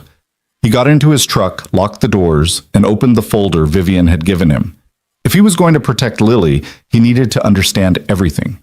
Not just what Vivian wanted him to know, or what Dr. Chen had revealed, but the complete picture of what was happening and who was involved. 2 hours later, sitting in his truck with the dome light on, Evan had read through most of the folder. The security analysis was thorough, detailing multiple potential suspects and ranking them by capability and motive. But one name kept appearing in different contexts, always peripheral, never quite central. Dr. Sarah Chen had worked for Meridian 12 years ago on a project involving data security systems. She'd left under disputed circumstances, claiming Vivian had stolen her research and taken credit for her innovations. She'd sued, and the case had been settled confidentially. Since then, she'd worked for several of Meridian's competitors, always in security-related roles, always seeming to move on after a year or two. But the interesting part was her current employer, a private security consulting firm that specialized in corporate espionage and competitive intelligence gathering. Legal, technically, but operating in ethical gray zones that made their work deeply questionable. Evan pulled out his personal phone, did some research on the firm. They'd been involved in several high-profile cases where companies had used legally obtained information to destroy competitors. Nothing illegal, nothing that could be prosecuted, but aggressive and ruthless. The kind of firm that would know how to orchestrate exactly what had happened to him. His phone rang. Unknown number, but not the burner. His actual phone. "Mr. Brooks?" Dr. Chen's voice calm as ever. "I understand you met with Ms. Cross tonight. I hope she was persuasive." "You're having me followed." "We're monitoring the situation. There's a difference. You photographed my daughter. You threatened her." There was a pause. When Dr. Chen spoke again, her voice had lost some of its calm certainty. "That wasn't us. We would never involve a child." "Bullshit. You've been manipulating me from the beginning. The fake work order, the setup, the meeting in the park. You've been using me to get to Cross, and now you're threatening my daughter to keep me in line." "Mr. Brooks, listen to me carefully. We gave you information. We warned you about Vivian Cross. We did not send you that photograph or that threatening message. That's someone else. Someone who's escalating this situation in ways we never intended." Evan felt the world tilting again. "Someone else? You're saying there's a third party involved?" "We're saying this situation is more complicated than we realized. Vivian Cross has enemies, yes, we're among them. But we're not the only ones, and apparently we're not the most dangerous ones." "Then who sent me the photo?" "We don't know. But we're trying to find out, because if someone's willing to threaten a child to achieve their objectives, they're playing a much more dangerous game than we are." Evan closed his eyes, trying to process this new information. If Dr. Chen was telling the truth, then there were at least 3 factions in play. Vivian and her security team, Dr. Chen and whoever she worked with, and an unknown third party willing to threaten children. If she was lying, then this was another manipulation designed to confuse him and make him distrust everyone. "Why should I believe you?" "You shouldn't. You shouldn't believe anyone right now, including Vivian Cross. But you should protect your daughter, and that means understanding who the real threats are." "Then tell me, who's behind this?" "We're working on that. When we know, we'll share the information. In the meantime, be careful. Watch your daughter closely. And don't assume that Vivian Cross has your best interests at heart just because she's been charming and helpful." The line went dead. Evan sat in the darkness of his truck, surrounded by information that contradicted itself, and people who all claimed to be telling him the truth while clearly pursuing their own agendas. He thought about the photograph of Lily, about how vulnerable she looked in her pink backpack, completely unaware of the threat swirling around her father. He made a decision then, one that felt both reckless and necessary. He was done being anyone's pawn. He was done waiting for others to tell him what was safe and what was dangerous. If someone was threatening his daughter, he'd find out who and deal with them directly. And if that meant working with Vivian Cross or Dr. Chen or against both of them, then that's what he'd do. But first, he needed help from someone he could trust, someone with skills he didn't have and no stake in the corporate games being played around him. Evan pulled up his phone, scrolled through his contacts, and found a name he hadn't called in 3 years. Jimmy Torres, his old construction foreman who'd left the industry to start his own private investigation business, specializing in surveillance and counter-surveillance. "Jimmy," Evan said when his old friend answered, "I need your help. And I need you to not ask too many questions about why." "Evan? Man, it's been forever. What's going on?" "I'm in trouble. Not legal trouble, but someone's threatening my daughter, and I need to know who they are and how to stop them." There was a pause, then Jimmy's voice came back, serious and focused. "Tell me everything." So Evan did. He told Jimmy about the wrong door, the setup, the corporate intrigue, Dr. Chen's warnings, Vivian's explanations, and finally, the photograph of Lily with its implicit threat. He laid out everything he knew and everything he suspected, holding nothing back. When he finished, Jimmy was quiet for a long moment. "Jesus, Evan, you've stepped into some serious shit." "I know. Can you help?" "Yeah, I can help. Come by my office tomorrow morning. Bring that tablet Dr. Chen gave you and any other devices you think might be compromised. We'll sweep them, see what we're really dealing with, and I'll start running background on these players, see what I can find that maybe they don't want found." "Thank you." "Don't thank me yet. If these people are as connected as they sound, digging into them might bring heat we're not ready for." "I don't care about heat. I care about keeping my daughter safe." "Then we'll make sure she stays safe. But Evan, You might have to do things you're not comfortable with. You might have to make choices that keep you up at night.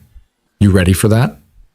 Evan thought about Lily's face, about the sound of her laugh when she was truly happy, about the way she trusted him completely to keep her safe from all the dangers the world could throw at her. "I'm ready," he said.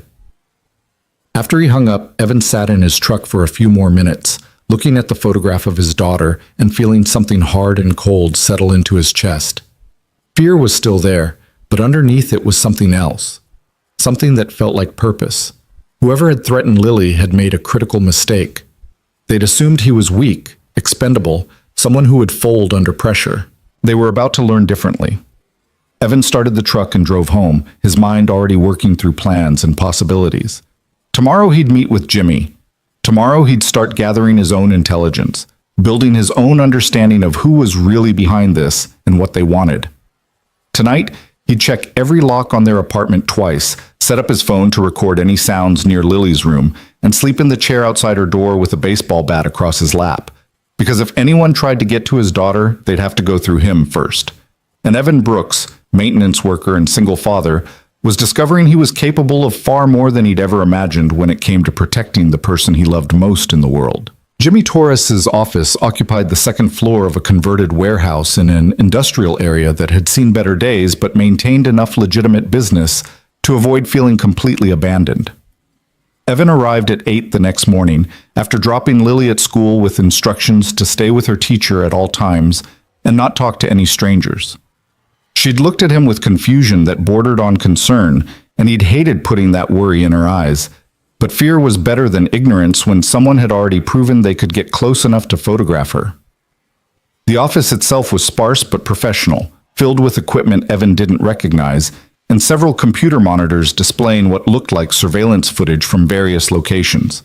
Jimmy stood when Evan entered, and they clasped hands in the way men do when friendship runs deeper than regular contact might suggest. "You look like hell," Jimmy said bluntly. "Didn't sleep much."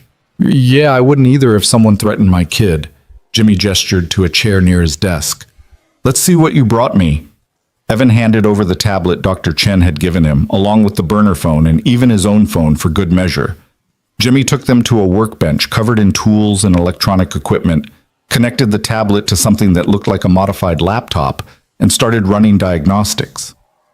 "So while that's scanning," Jimmy said, his eyes on the monitor, "tell me more about this Vivian Cross. You trust her?" "I don't know. She gave me information that contradicts what Dr. Chen told me. She seems genuinely threatened by whatever's happening. But she's also a billionaire CEO who's built her entire life on control and manipulation, so trusting her feels naive. Smart. Never trust anyone who has more to gain from lying than telling the truth." Jimmy frowned at his screen. "Okay, so the tablet. It's got tracking software embedded in the firmware. Not obvious stuff, but it's definitely phoning home every time it connects to any network. Location data, usage patterns, probably screenshots of whatever you viewed. Dr. Chen's been watching everything I did with it." "Yep. And the burner phone?" Jimmy switched to analyzing that device. "Same deal.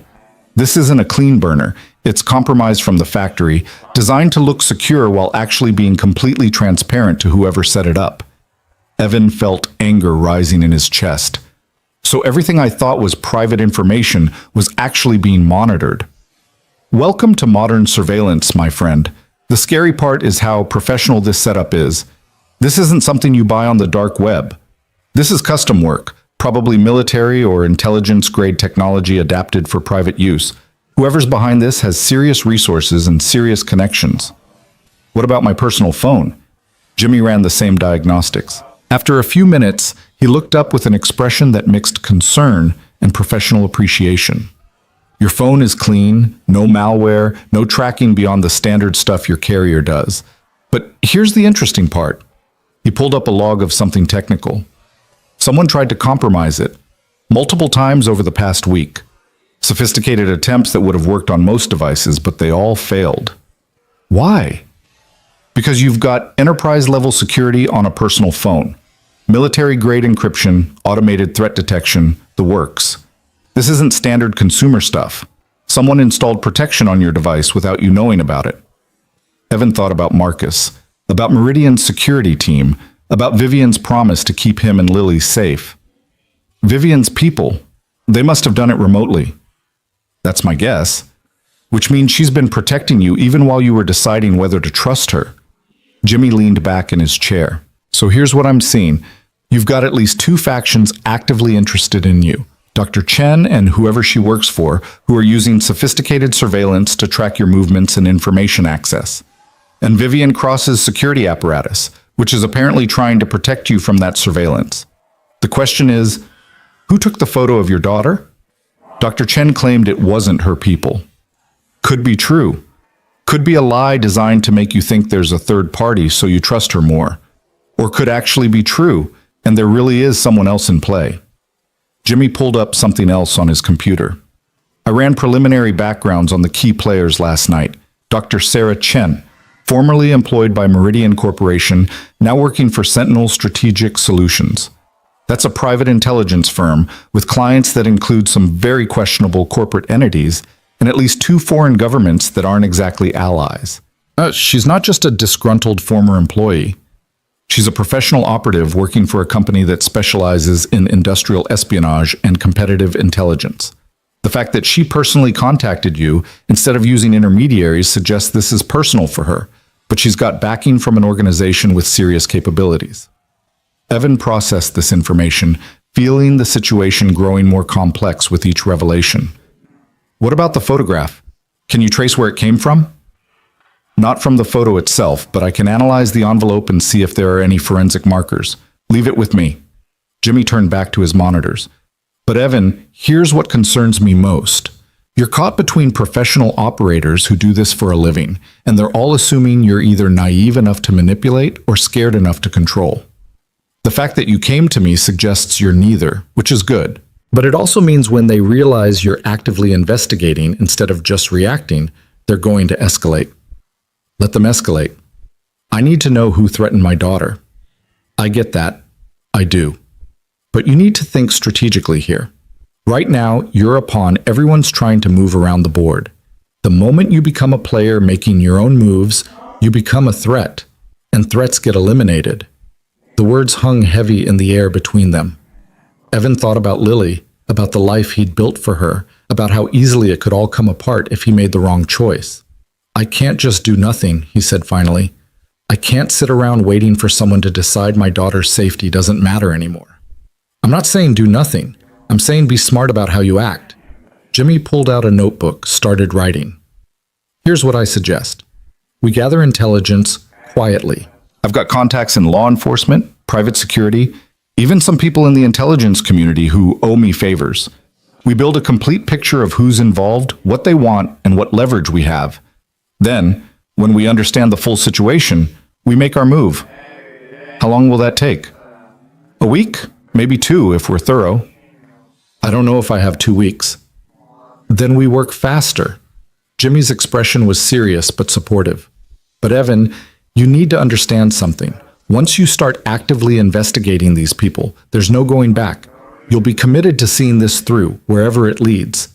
You ready for that? Evan thought about the photograph, about the implied threat, about the feeling of helplessness that had consumed him sitting in his truck last night. He thought about who he'd been before walking through that wrong door, a maintenance worker content with anonymity and stability, and who he was becoming now, someone willing to fight back against forces far more powerful than himself. I'm ready, he said. They spent the next 3 hours planning. Jimmy outlined a strategy for gathering information without alerting the various parties to what they were doing. He'd use his law enforcement contacts to pull records on Sentinel Strategic Solutions and their key operatives.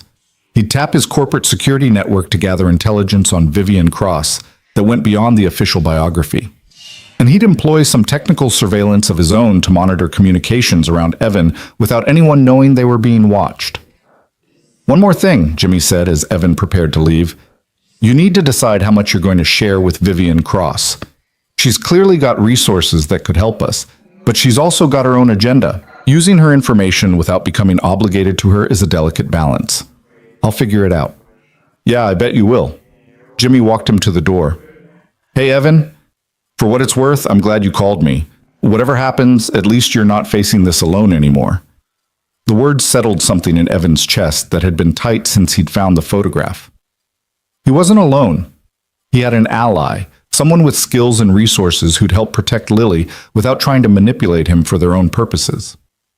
As Evan drove back toward his apartment, his phone rang. Marcus.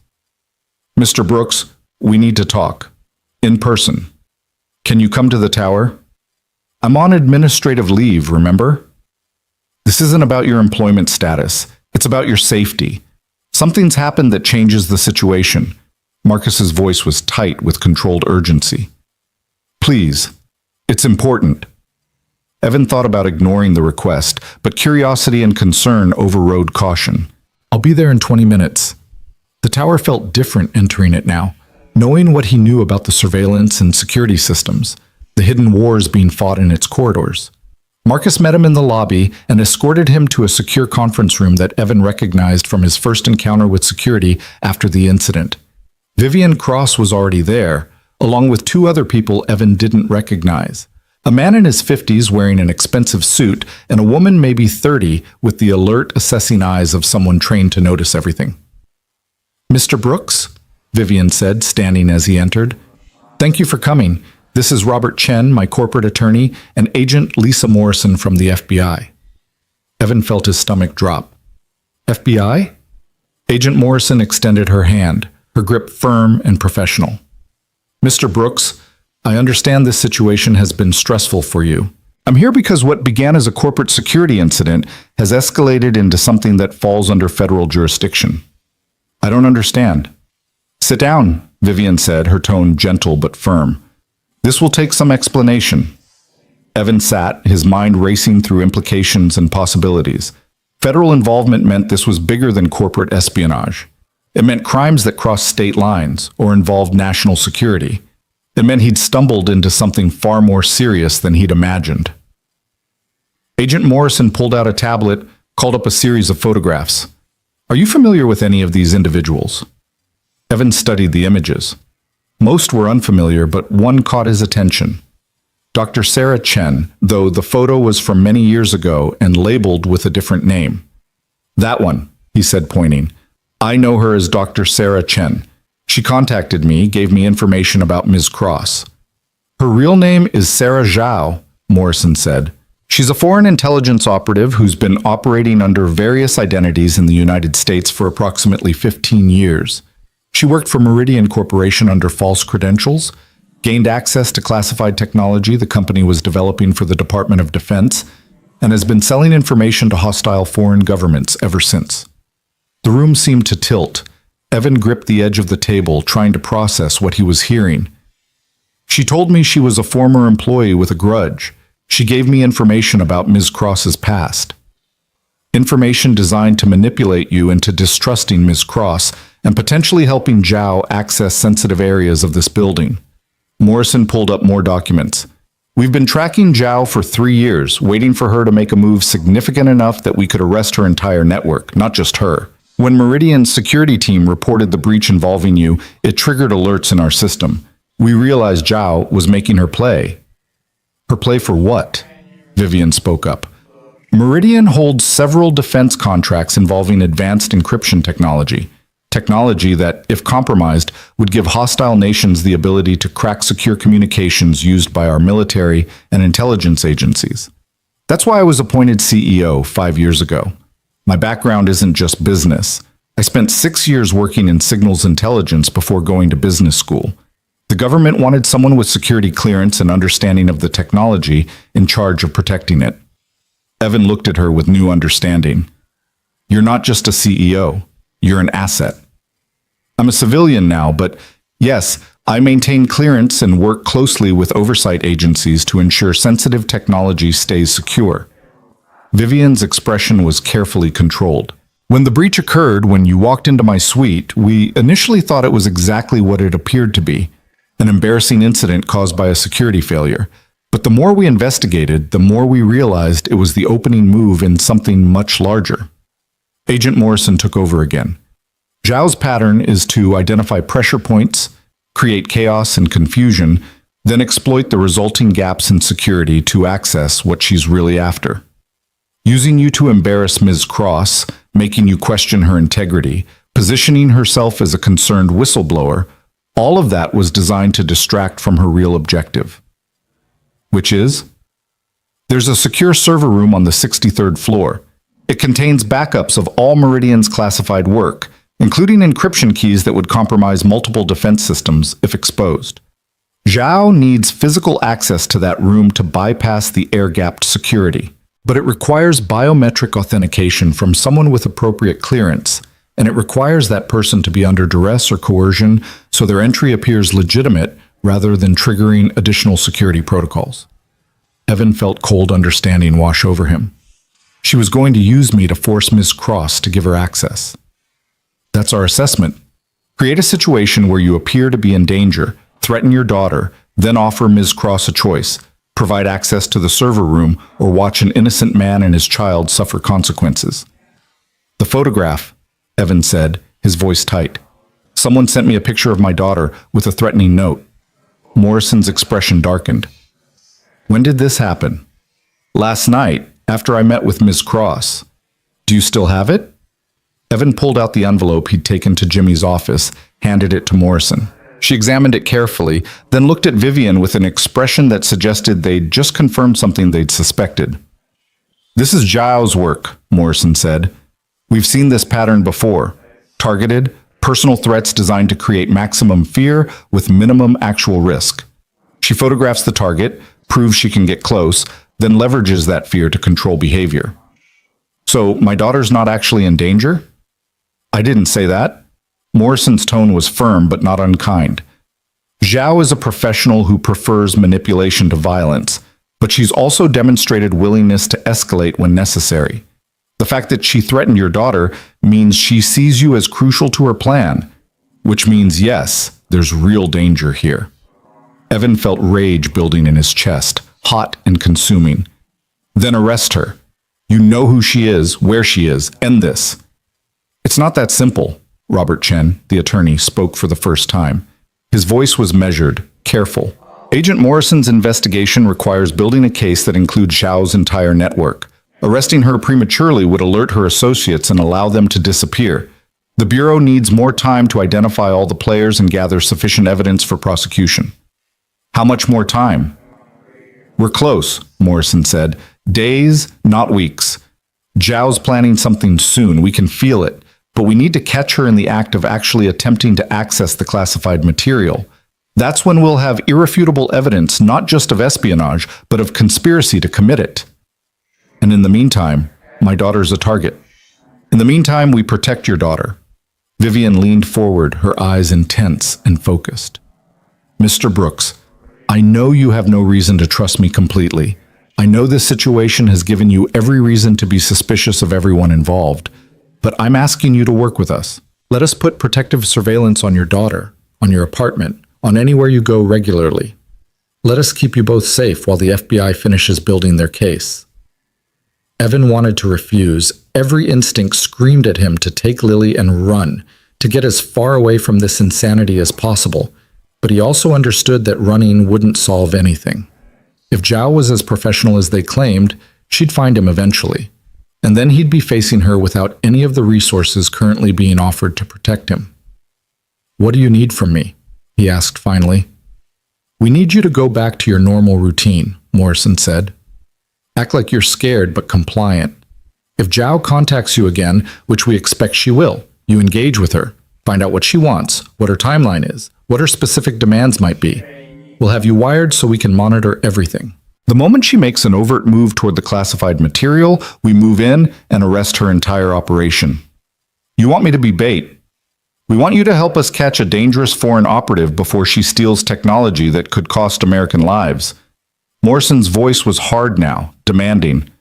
I understand this isn't what you signed up for when you took a maintenance job, but you're involved now, whether you like it or not.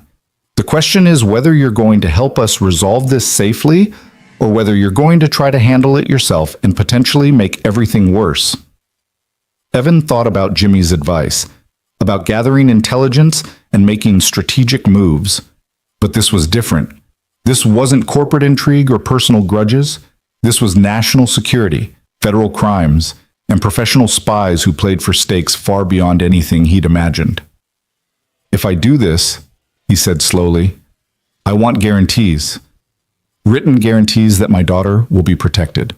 That if anything goes wrong, you'll get her to safety before worrying about your investigation. That her welfare comes first, not your case. Morrison and the attorney exchanged glances. Then Morrison nodded. We can arrange that. Protective custody protocols for your daughter, triggered automatically if any threat materializes. She'll be guarded by federal agents, moved to a secure location if necessary, and kept completely safe until this is resolved. And after, when this is over, assuming we all survive it, you go back to your life, Vivian said. No obligations, no strings attached. If you want to continue working at Meridian, you'll have a position. If you want to go somewhere else, I'll provide references and compensation that ensures you and your daughter have stability. Your choice. Evan studied the faces around the table, trying to read their true intentions beneath the professional masks. Morrison seemed genuinely committed to stopping Zhao, though he suspected her concern for him and Lily was secondary to her larger mission. The attorney was clearly there to protect Meridian's interests, which might align with Evan's safety but weren't primarily focused on it. And Vivian, complicated and controlled, seemed to genuinely want to protect him, but also needed him functional and compliant to resolve her own crisis. I'll do it, he said finally, but I have conditions beyond my daughter's protection. Name them, Morrison said. I want complete transparency about what you're asking me to do.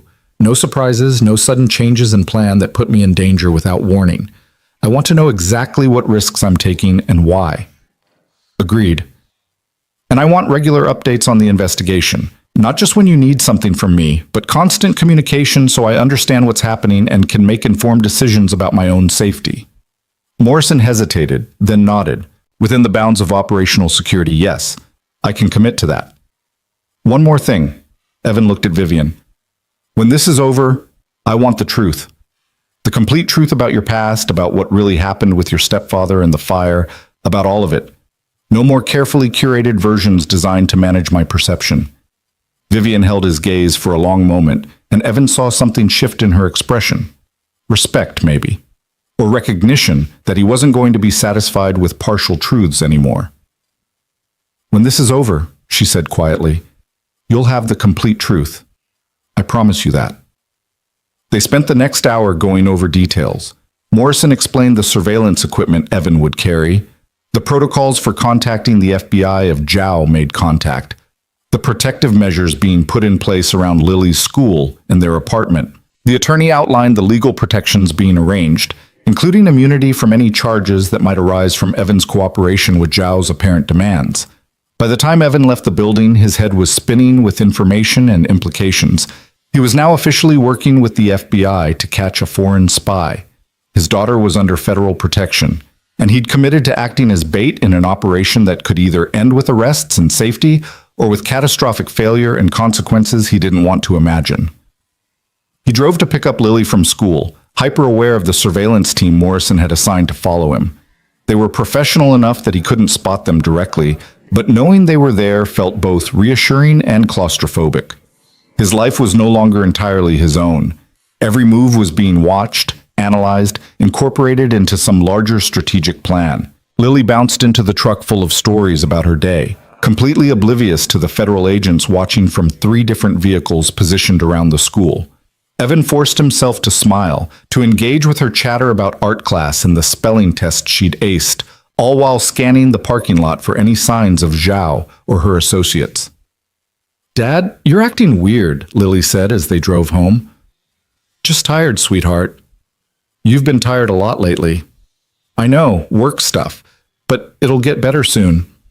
She studied him with the unnervingly perceptive gaze children sometimes develop when they sense adults are keeping secrets. Is everything okay? Really okay? Evan wanted to lie, to reassure her that everything was fine, but he also knew that children could sense dishonesty, and maintaining her trust was crucial if he was going to keep her safe.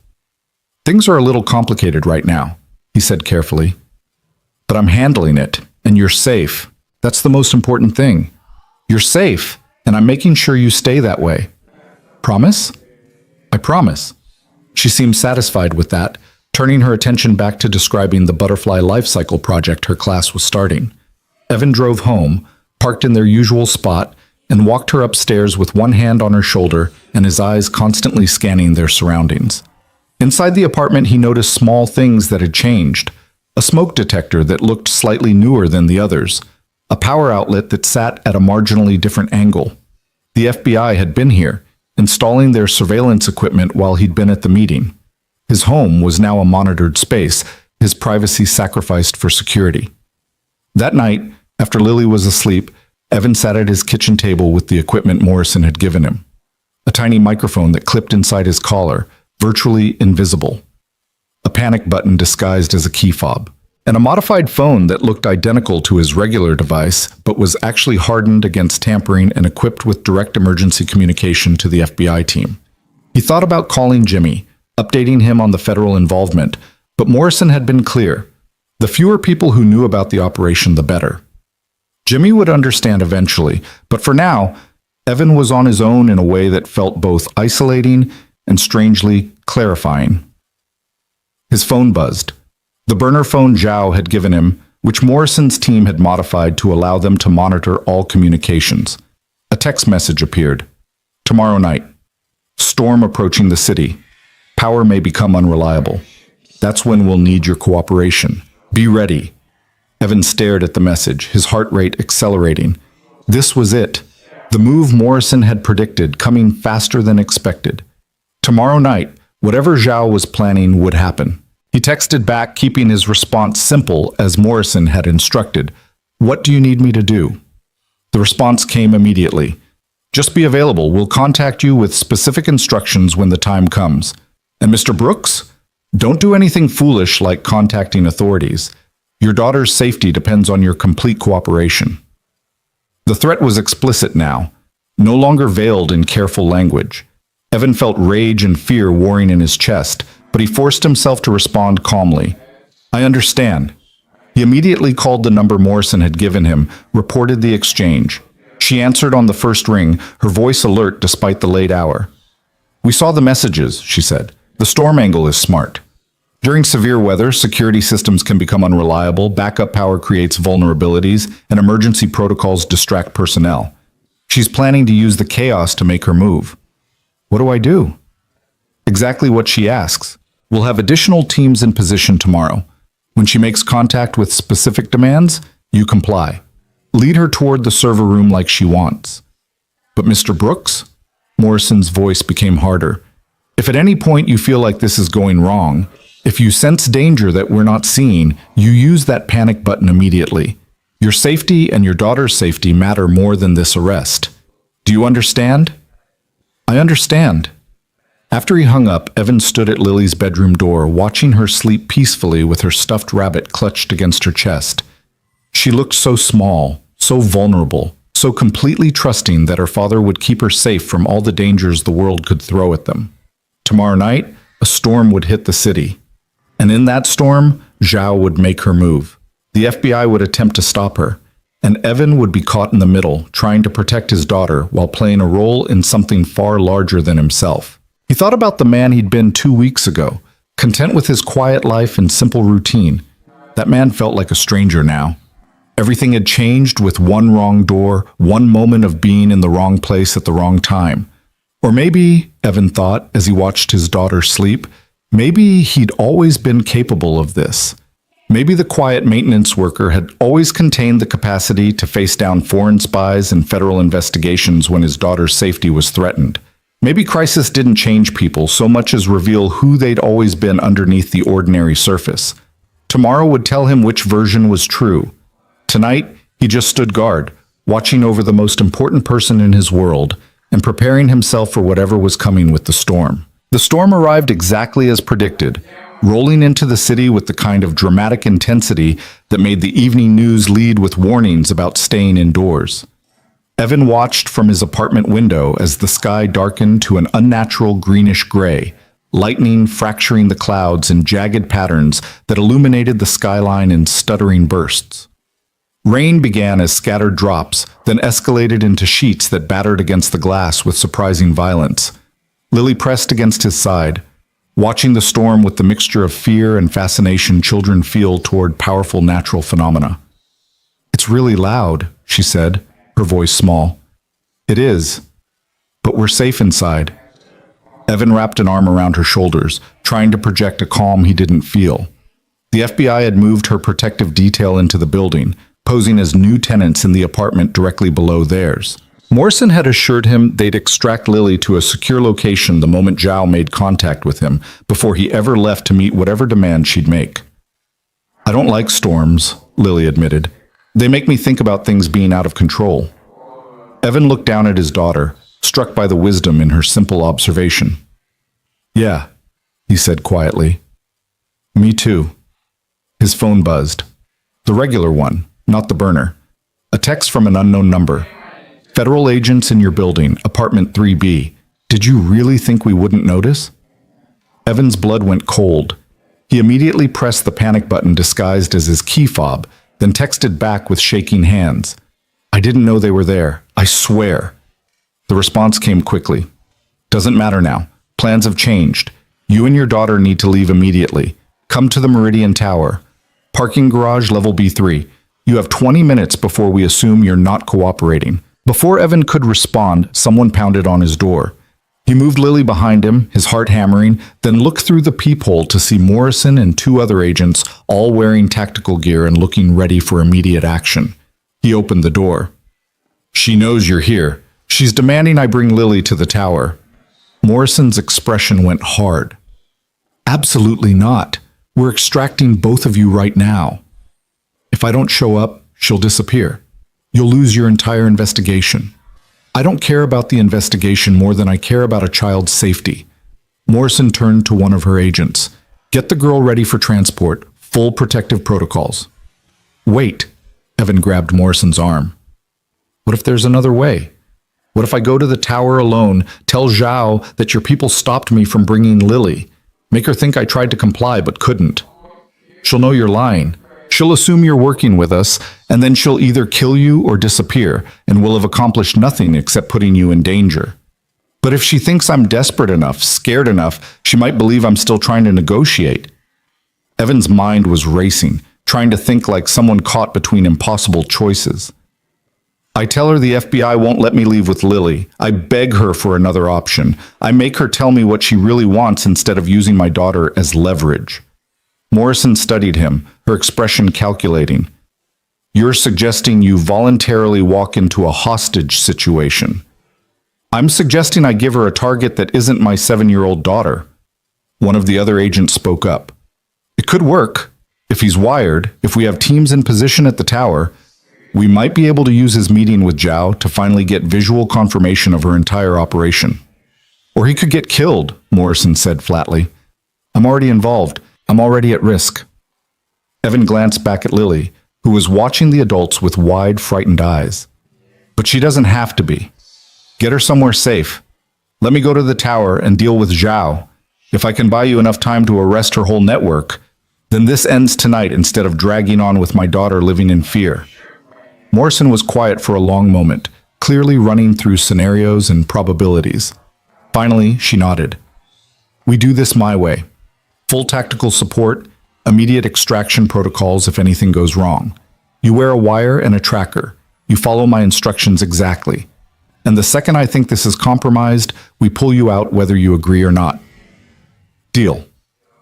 The next 15 minutes were chaos. Federal agents swarmed the apartment, preparing Evan with equipment and going over emergency procedures.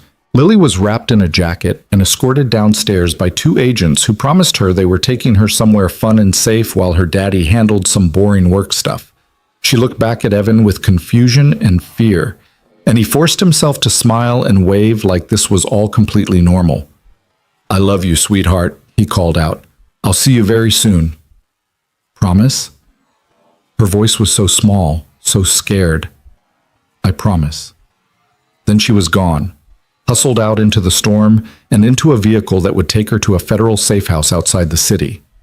Evan watched until he couldn't see the taillights anymore, feeling like his heart had been ripped out of his chest and driven away into the darkness.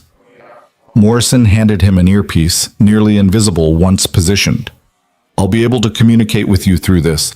You'll hear me, but Zhao won't. Tap your collar twice if you need immediate extraction. Tap it 3 times if you've identified something critical we need to know about. Otherwise, just let the conversation play out naturally. What if she searches me for equipment? The wire is built into your shirt. It would take a professional sweep to detect it, and even then it's designed to look like a manufacturing defect in the fabric.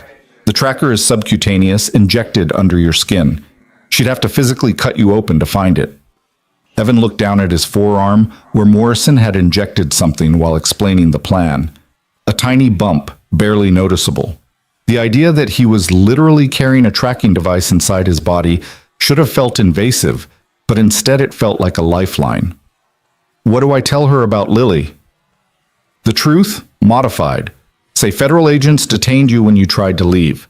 Say they have your daughter in protective custody and won't release her unless you cooperate with them. Tell Zhao you're trapped between 2 impossible choices and you're hoping she can help you find a way out that keeps your daughter safe. Appeal to her humanity. Appeal to her ego. Make her think she's smarter than us, that she can outmaneuver federal law enforcement. Operatives like Zhao have massive egos. Use that. Evan nodded, trying to memorize all the instructions while his mind screamed at him that this was insane, that he should just run, take Lily, and disappear somewhere none of these people could ever find them. But he also knew that running solved nothing. Zhao would find them eventually, and next time there might not be FBI agents ready to intervene. The drive to Meridian Tower took 12 minutes through storm-ravaged streets. Lightning illuminated the building in stark flashes, making it look somehow ominous despite its modern glass and steel construction. Evan parked on level B3 as instructed, killed the engine and sat in the darkness listening to rain hammer against the concrete structure. Morrison's voice came through his earpiece. We have teams positioned on multiple floors, snipers with visual on the garage entrance, tactical units ready to breach if necessary. You're not alone in there. Doesn't feel that way, Evan muttered. I know, but you're doing great. Just remember, Zhao needs you for something that gives you power, even if it doesn't feel like it. Now get out of the truck and head toward the stairwell on the north side. That's where she'll likely make contact. Evan climbed out into the dim garage, his footsteps echoing in the cavernous space. The parking level was nearly empty, just a handful of vehicles scattered across acres of concrete. Emergency lighting cast everything in a sickly yellow glow that made shadows seem deeper and more threatening than they should be.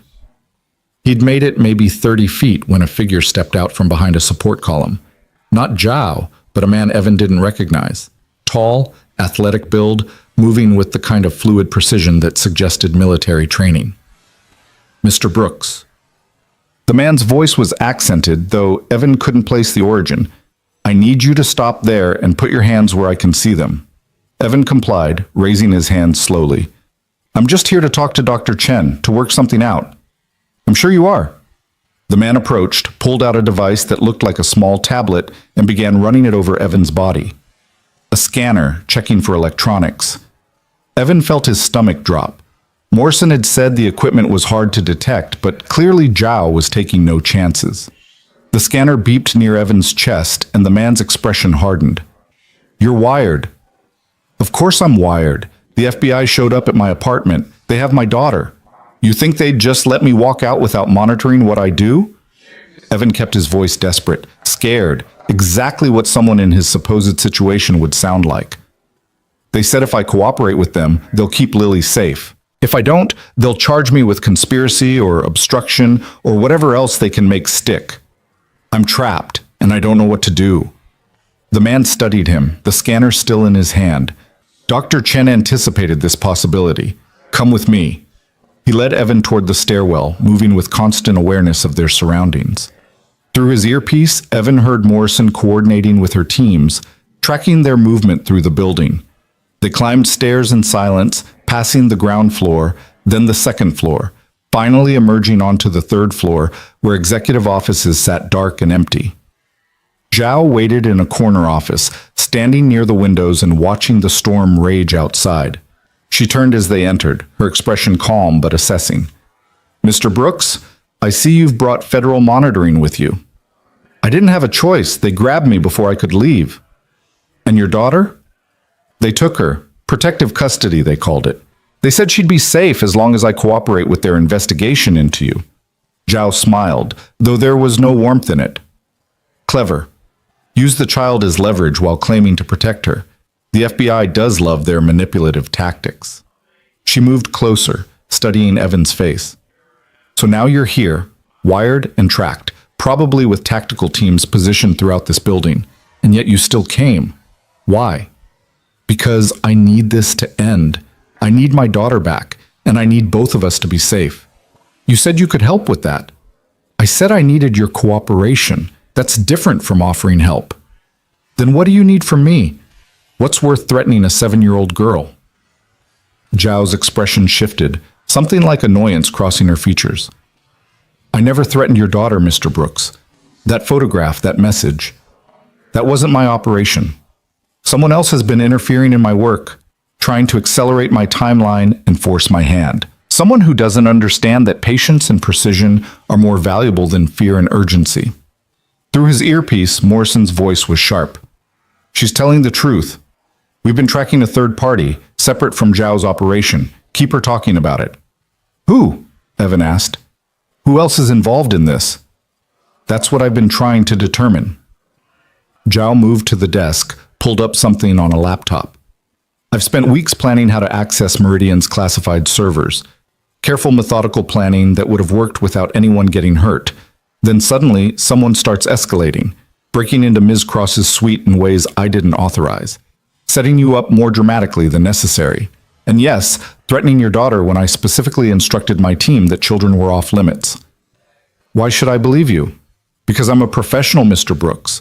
I steal information. I don't murder innocent people, and I certainly don't threaten children.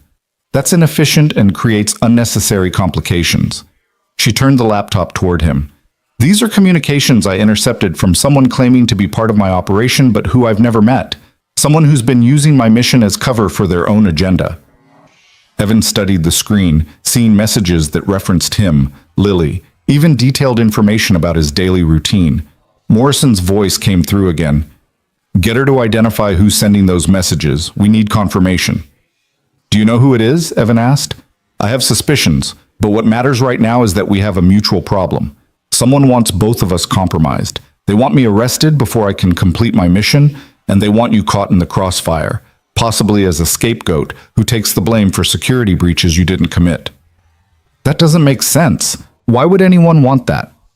Because it serves Vivian Cross's interests perfectly. Zhao's voice was cold now, certain. Think about it. She gets to play the victim of foreign espionage. She gets to eliminate me as a threat. And she gets to remove you as a witness to whatever really happened the day you walked into her suite. You're saying Ms. Cross is behind the third party. I'm saying someone with access to Meridian's security systems. Someone who understands how to manipulate both my operation and federal investigations. Someone who benefits from chaos that eliminates her enemies while making her look like an innocent target. Who else fits that profile? Morrison's voice was urgent now. She's trying to turn you against Cross. Don't buy into it. We've vetted Vivian completely. But Evan remembered the photograph of Lily, the professional quality of it, the way it had appeared right after his meeting with Vivian. He remembered how quickly the FBI had gotten involved, how conveniently they'd offered protection while also putting him in position to be used as bait. He remembered Vivian's eyes when she'd told him about her past, the controlled emotion that could have been genuine trauma or could have been performance. I don't know what to believe anymore, he said, and that at least was completely honest. Zhao nodded, something like sympathy crossing her face. Then believe this. In approximately 10 minutes, the storm is going to knock out primary power to this building. Backup generators will engage, but there will be a 40-second window where security systems are vulnerable. That's when I was planning to access the server room and complete my mission. But now, with federal agents throughout the building and you wired and tracked, that plan is compromised. So what are you going to do? I'm going to offer you a choice. Help me get what I came for, and I'll give you evidence that proves who really threatened your daughter. Evidence that will protect you from being used as anyone's scapegoat. Or refuse, and we all lose. The FBI arrests me, sure. But they don't get my network, don't stop the larger operation, and you remain a loose end that someone very powerful will want tied up. Morrison's voice was sharp. Do not agree to help her. We're moving tactical units into position now. Just keep her talking for 2 more minutes. But Evan was thinking about Lily, alone in some federal safe house, trusting that her father would keep her safe. He was thinking about the photograph, about how easily someone had gotten close enough to take it. He was thinking about Vivian's face when she'd promised him the truth, and Zhao's face now as she offered him the same thing. Everyone was using him. Everyone had their own agenda. The question wasn't who was lying. They probably all were, in different ways. The question was whose lies would best protect his daughter. What evidence? He asked. Zhao pulled out a USB drive. Security footage from the day someone photographed your daughter. Footage that shows exactly who took that picture and who they report to. Metadata that proves when and how the photo was taken. Documentation that will demonstrate you were a target, not a conspirator. That could be faked. It could be, but it's not. She held the drive out to him. You want to protect your daughter? This is how you do it. Help me complete my mission, take this evidence, and make sure that whoever actually threatened your child faces consequences. The lights flickered. Once. Twice. Then the building plunged into darkness, emergency lighting taking several seconds to engage. In that darkness, Evan heard movement, felt rather than saw people moving around him. When the emergency lights came on, casting everything in that sickly yellow glow, Zhao was gone. The USB drive sat on the desk where she'd been standing, and the door to the office was slowly closing, suggesting someone had just exited. Morrison's voice exploded in his earpiece. All units, suspect is mobile. Brooks, stay exactly where you are. Do not move. Do not touch anything. But Evan was already moving toward the desk, toward the USB drive that might contain evidence about who'd threatened Lily. His hand closed around it just as the office door burst open and federal agents poured in, weapons raised, shouting commands. Hands up! Drop the device! On the ground now! Evan froze, the USB drive clutched in his fist, surrounded by agents who looked ready to shoot if he so much as twitched wrong. Through it all, Morrison's voice in his ear, furious and frightened at once. Evan, put down the drive and comply with the agents. We'll sort this out, but you need to surrender right now. This has evidence about who threatened my daughter, Evan said, his voice steady despite the weapons pointed at him. I'm not giving it up until someone tells me the truth about what's really happening here. We'll analyze the drive, we'll find out what's on it, but you need to put it down now before someone makes a mistake that gets you killed. Evan looked at the agents, their faces hard with adrenaline and training, their fingers on triggers. He thought about Lily, about trust, about the promise he'd made to her that he'd keep her safe. And he made a decision that was either the smartest or stupidest thing he'd ever done. He closed his eyes, raised his other hand in surrender, and tossed the USB drive gently toward Morrison's voice. Figure out who threatened my daughter. That's all I care about anymore. Not your investigation, not Zhao's mission, not Meridian's secrets. Just who put my little girl in danger. The tension in the room shifted, weapons lowered slightly. Someone moved forward to secure Evan's hands, but gently, not aggressively, and Morrison's voice came through, softer now. We will. I promise you we'll figure it out. They found Zhao 3 floors down, trying to access a maintenance corridor that would have led to the server room. She was arrested without incident, professional to the end, offering no resistance once surrounded by federal agents who clearly knew what they were doing. Her phone and laptop were seized, encrypted devices that would take the FBI's technical teams days or weeks to crack. But the USB drive Evan had grabbed yielded its secrets much faster. Morrison brought him to a secured office an hour later, after the building's power had been restored and the storm had begun to subside. Evan was exhausted, strung out on adrenaline and fear, desperate for news about Lily and for answers about what the drive had contained. Your daughter is safe, Morrison said immediately, understanding what mattered most. She's asking for you. We'll have her brought back within the hour. And the drive? Morrison's expression was complicated. That's where things get interesting. She pulled up images on a laptop, showing the same photograph Evan had received, but with layers of metadata exposed. The photo was taken by a private security contractor working for Meridian, specifically working directly for Marcus, head of corporate security. Evan felt the world tilt again. Marcus threatened my daughter?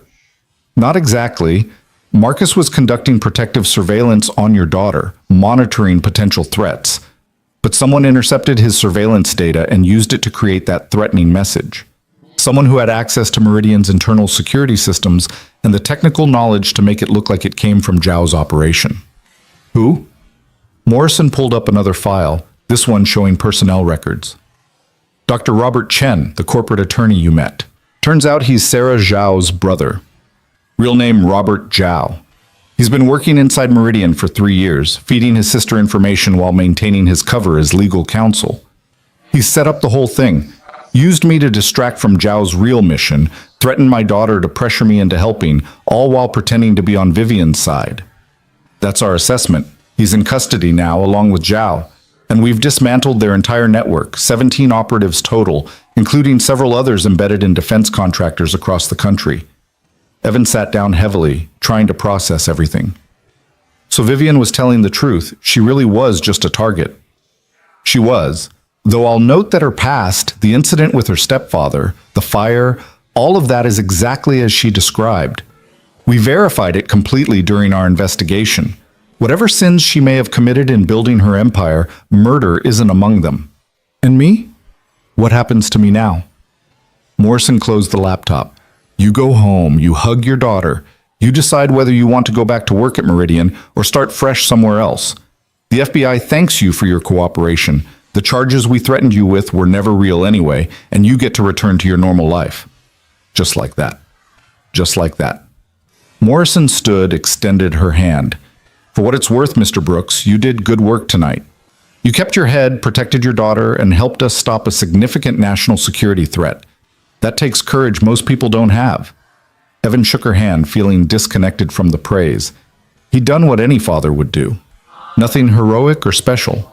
Just whatever it took to keep his daughter safe. They brought Lily back 45 minutes later, delivered by the same agents who'd taken her away. She ran to Evan the moment she saw him, throwing herself into his arms with enough force to nearly knock him over. Dad, they said we were in danger, but now we're safe, and I got to see a real FBI office, and they had computers everywhere, and I know, sweetheart, I know. It's all over now. Evan held her tight, breathing in the familiar scent of her shampoo, feeling her solid and real and safe in his arms. Nothing else mattered. Not Zhao or Robert Chen or corporate espionage or any of it. Just this. Just her. Morrison arranged for them to be driven home in a federal vehicle with assurances that protective surveillance would continue for another few days until they were certain all threats had been neutralized. Evan accepted numbly, too exhausted to argue or question anymore. Back in their apartment, Evan made Lily hot chocolate despite the late hour and sat with her on the couch while she told him about her adventure with the FBI agents. She'd been scared at first, she admitted, but then they'd let her play games on their phones, and one of them had shown her pictures of his dog, and it had been kind of fun, actually. So we're okay now? She asked, her voice small and uncertain. All the scary stuff is over? Yeah, baby, it's over, I promise. She snuggled against his side, her eyes already drooping with exhaustion. Good. I don't like when things are scary. Me neither, Evan said quietly. He carried her to bed 20 minutes later, tucked her in with her stuffed rabbit, and stood in her doorway watching her sleep the way he had so many nights over the past 2 weeks. But this time, the fear was gone. This time, he knew she was genuinely safe. His phone buzzed. A text from an unknown number that made his heart rate spike until he read the message. Mr. Brooks, this is Vivian Cross. I wanted to reach out personally to thank you for everything you did tonight. I understand you have no reason to trust me, and I respect that. But I want you to know that if you need anything at all, you have my personal support. You protected more than just yourself and your daughter tonight. You protected people and technology that keep this country safe. That matters. Evan stared at the message for a long time before responding. I just want to go back to my normal life. My daughter and I, we just want to be ordinary again. Her response came quickly. You were never ordinary, Mr. Brooks, but I understand the desire for peace. Take all the time you need. Your job will be waiting if you want it, or I'll provide references and compensation if you want to start elsewhere. The choice is yours. Another message followed. And Mr. Brooks, the complete truth I promised you. It's in an email I'm sending now. Read it when you're ready. No more secrets, no more carefully curated versions, just the truth. Evan opened his email, found the message from Vivian, but didn't read it. Not yet. Tonight, he just wanted to sit in his apartment with his daughter sleeping safely down the hall and feel the relief of having survived something that could have destroyed them both. The truth could wait until morning. 3 days later, Evan returned to work at Meridian Tower. Marcus met him in the lobby, looking tired and older than Evan remembered. "Mr. Brooks, I owe you an apology. My surveillance of your daughter, even though it was meant to be protective, was used against you. That's on me." "You were trying to help," Evan said. "You weren't the one who turned surveillance into threats." "Still, I should have been more careful." Marcus handed him a new ID badge. "Ms. Cross has arranged for you to be transferred to a different department if you want it. Better pay, better hours, work that doesn't require you to be in the building late or on executive floors. Thought you might prefer something with more separation from everything that happened." Evan took the badge, studied it. Facilities coordinator, assigned to the main mechanical systems management office, regular hours, no weird work orders sending him to restricted areas, no chance of walking through wrong doors. "Thank you," he said. He started the new position the next week, finding it surprisingly satisfying to work with the building systems from a management perspective, rather than just fixing individual problems as they arose. His supervisor was a woman in her 50s who'd worked in facilities her entire career, and who taught him about systems integration with the kind of patience that suggested she genuinely enjoyed mentoring. Evan settled into a routine that felt almost normal. Wake up, make Lily breakfast, drop her at school, work a full day managing systems and coordinating with repair teams, pick her up, help with homework, make dinner, read together before bed. The kind of ordinary existence he'd wanted before everything went sideways. But some things had changed in ways he couldn't quite name. He noticed security in ways he never had before, recognized patterns and vulnerabilities in systems that previously he'd taken for granted. He found himself more confident in meetings, more willing to speak up when he saw problems, less intimidated by people with more authority or education. Walking through that wrong door had changed him, maybe not in obvious ways, but in subtle shifts that made him feel less like someone life happened to, and more like someone who could shape what happened in his life. 2 months after the incident, Vivian Cross sent him a meeting request. Not a demand, not a summons, just a polite question asking if he'd be willing to meet with her for coffee in the building's executive dining area. Evan accepted. She was waiting when he arrived, sitting at a small table near the windows with 2 cups of coffee already prepared.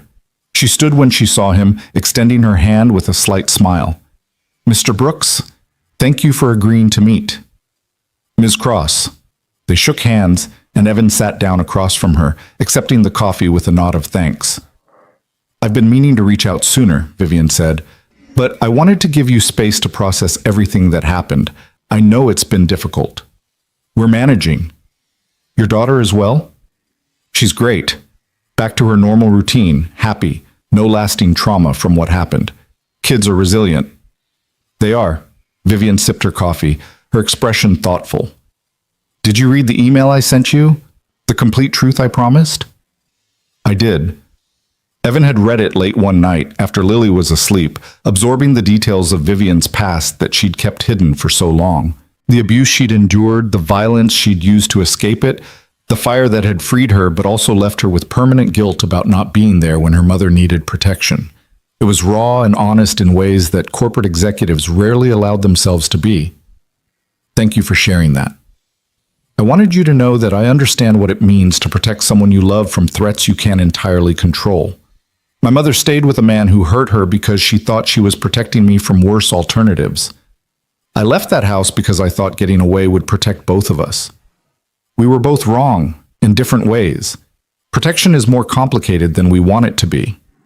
Evan thought about the choices he'd made over the past 2 months, the risks he'd taken, the people he'd trusted and mistrusted. "Yeah, it is. I also wanted to tell you that the security improvements we've implemented because of what happened, they're significant. New protocols, better oversight, multiple layers of authentication for sensitive areas. What happened to you? What almost happened to all of us? It exposed vulnerabilities we didn't know existed." "That's good." "It is. But it's also because of you that we discovered those vulnerabilities before they could be exploited in ways that might have cost lives. Vivian leaned forward slightly. Mr. Brooks, I'm not going to offer you some dramatic promotion or try to buy your loyalty with money. I think we both know that's not what matters to you, but I do want you to know that if you ever need anything, if you or your daughter ever face any kind of threat or difficulty, you have an ally. Not because you owe me anything, but because I owe you. You don't owe me anything. I was just trying to protect my daughter. And in doing so, you protected far more than you realized. That deserves recognition, even if you don't want it. They talked for another 20 minutes, the conversation gradually shifting from the incident to lighter topics. Lily's progress in school, the challenges of single parenting, the small victories that made ordinary life worthwhile. Evan found himself relaxing in a way he wouldn't have expected, seeing Vivian not as an intimidating CEO or a woman with dangerous secrets, but as another person navigating complications and trying to do right by the people who mattered to her. As he prepared to leave, Vivian stood and offered her hand again. Thank you for giving me a chance to apologize properly and to tell you the truth. I know trust is earned, not given, and I hope over time I can earn yours. You already have, Evan said, surprising himself with the honesty. Maybe not complete trust, but enough to believe you're trying to do the right thing in a world that doesn't make that easy. That's all any of us can do. She smiled, and for the first time since he'd met her, it looked genuinely warm. Take care of yourself and your daughter, Mr. Brooks. And know that there are people here who respect what you did and who will watch out for you. Evan left the meeting feeling oddly settled. He'd been through something extraordinary, survived it, and come out the other side with his daughter safe and his integrity intact. That was what mattered. Not the drama, not the danger, just the fact that when tested, he'd done what needed to be done. That evening, as he helped Lily with her science homework, she looked up at him with that serious expression children get when they're thinking about big questions. Dad, when everything was scary a few months ago, were you afraid? Evan thought about lying, about maintaining the illusion of parental invulnerability, but he'd learned something about honesty through all of this. Yeah, sweetheart, I was really afraid. But you protected me anyway. Always. That's what parents do. We're afraid, but we protect our kids anyway. She seemed satisfied with that answer, returning her attention to her homework. Evan watched her bent over her notebook, carefully drawing diagrams of the water cycle, and felt profound gratitude for the ordinary moment.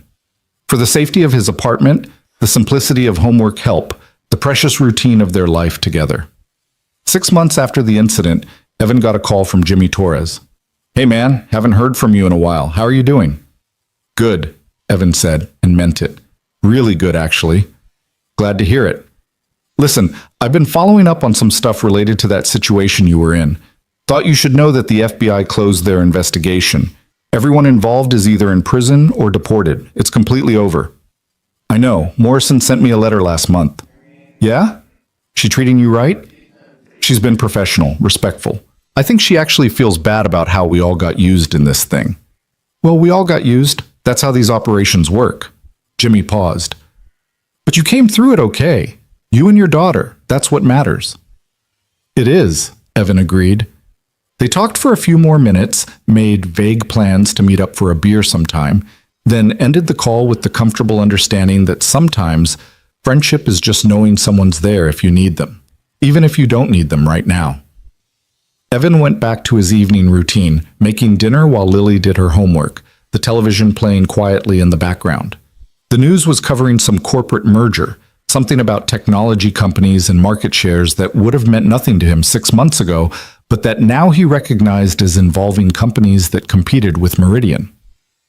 His phone buzzed, a text from a number he didn't recognize, but that felt vaguely familiar. Mr. Brooks, this is Marcus. Wanted to let you know that Ms. Cross has announced her retirement, effective end of the year. She's moving into advisory roles, but stepping back from day-to-day operations. Thought you'd want to know. Evan stared at the message, surprised by the news. Vivian had seemed so committed to her position, so identified with her role, but maybe that was the point. Maybe she'd decided that after 18 years of building walls around herself, it was time to try living differently. He texted back, Thanks for letting me know. I hope she finds what she's looking for. She says the same about you." A year after walking through that wrong door, Evan stood in the parking lot of Lily's school, waiting for her to emerge from her last day of third grade. The summer stretched ahead of them, full of possibilities. He'd saved enough for a real vacation this year, maybe a trip to the beach or the mountains, somewhere they could both relax and forget about the complications life sometimes threw at them. Lily ran out with a group of friends, laughing about something Evan couldn't hear. She waved goodbye to them and bounded over to him, her backpack bouncing against her shoulders. "Dad, summer vacation. No more homework for months." "I know. What should we do first?" "Beach. We should definitely go to the beach. Can we? Please?" "We can," Evan said, smiling at her enthusiasm. "I was thinking maybe next week we could drive down to the coast for a few days." Her squeal of delight made everything he'd been through worthwhile. Every moment of fear, every impossible choice, every sleepless night worried about her safety. It had all led to this: his daughter, happy and safe and excited about summer vacation. As they drove home, Lily chattering about all the things she wanted to do at the beach, Evan thought about the man he'd been a year ago. Quiet, content with anonymity, avoiding attention and risk. That man was gone, replaced by someone who'd learned he was capable of facing down foreign spies and federal investigations when his daughter's safety was at stake. But underneath the changes, the core remained the same. He was a father who loved his daughter and would do anything to protect her. That was what mattered. That was what had always mattered. Everything else was just details. They stopped for ice cream on the way home, sitting outside the shop in the late afternoon sun. Lily got chocolate chip, her favorite, and ate it with the single-minded focus children bring to treats they've been looking forward to all day. Evan got vanilla, simple and classic, and watched the street traffic pass by while his daughter enjoyed her ice cream. "Dad?" Lily said between bites. "Yeah, sweetheart?" "I'm glad everything got better. When things were scary, I was worried it would always be scary, but it's not anymore." "No," Evan agreed. "It's not anymore. Because you made it better. We made it better. Together." She seemed satisfied with that, finishing her ice cream in companionable silence.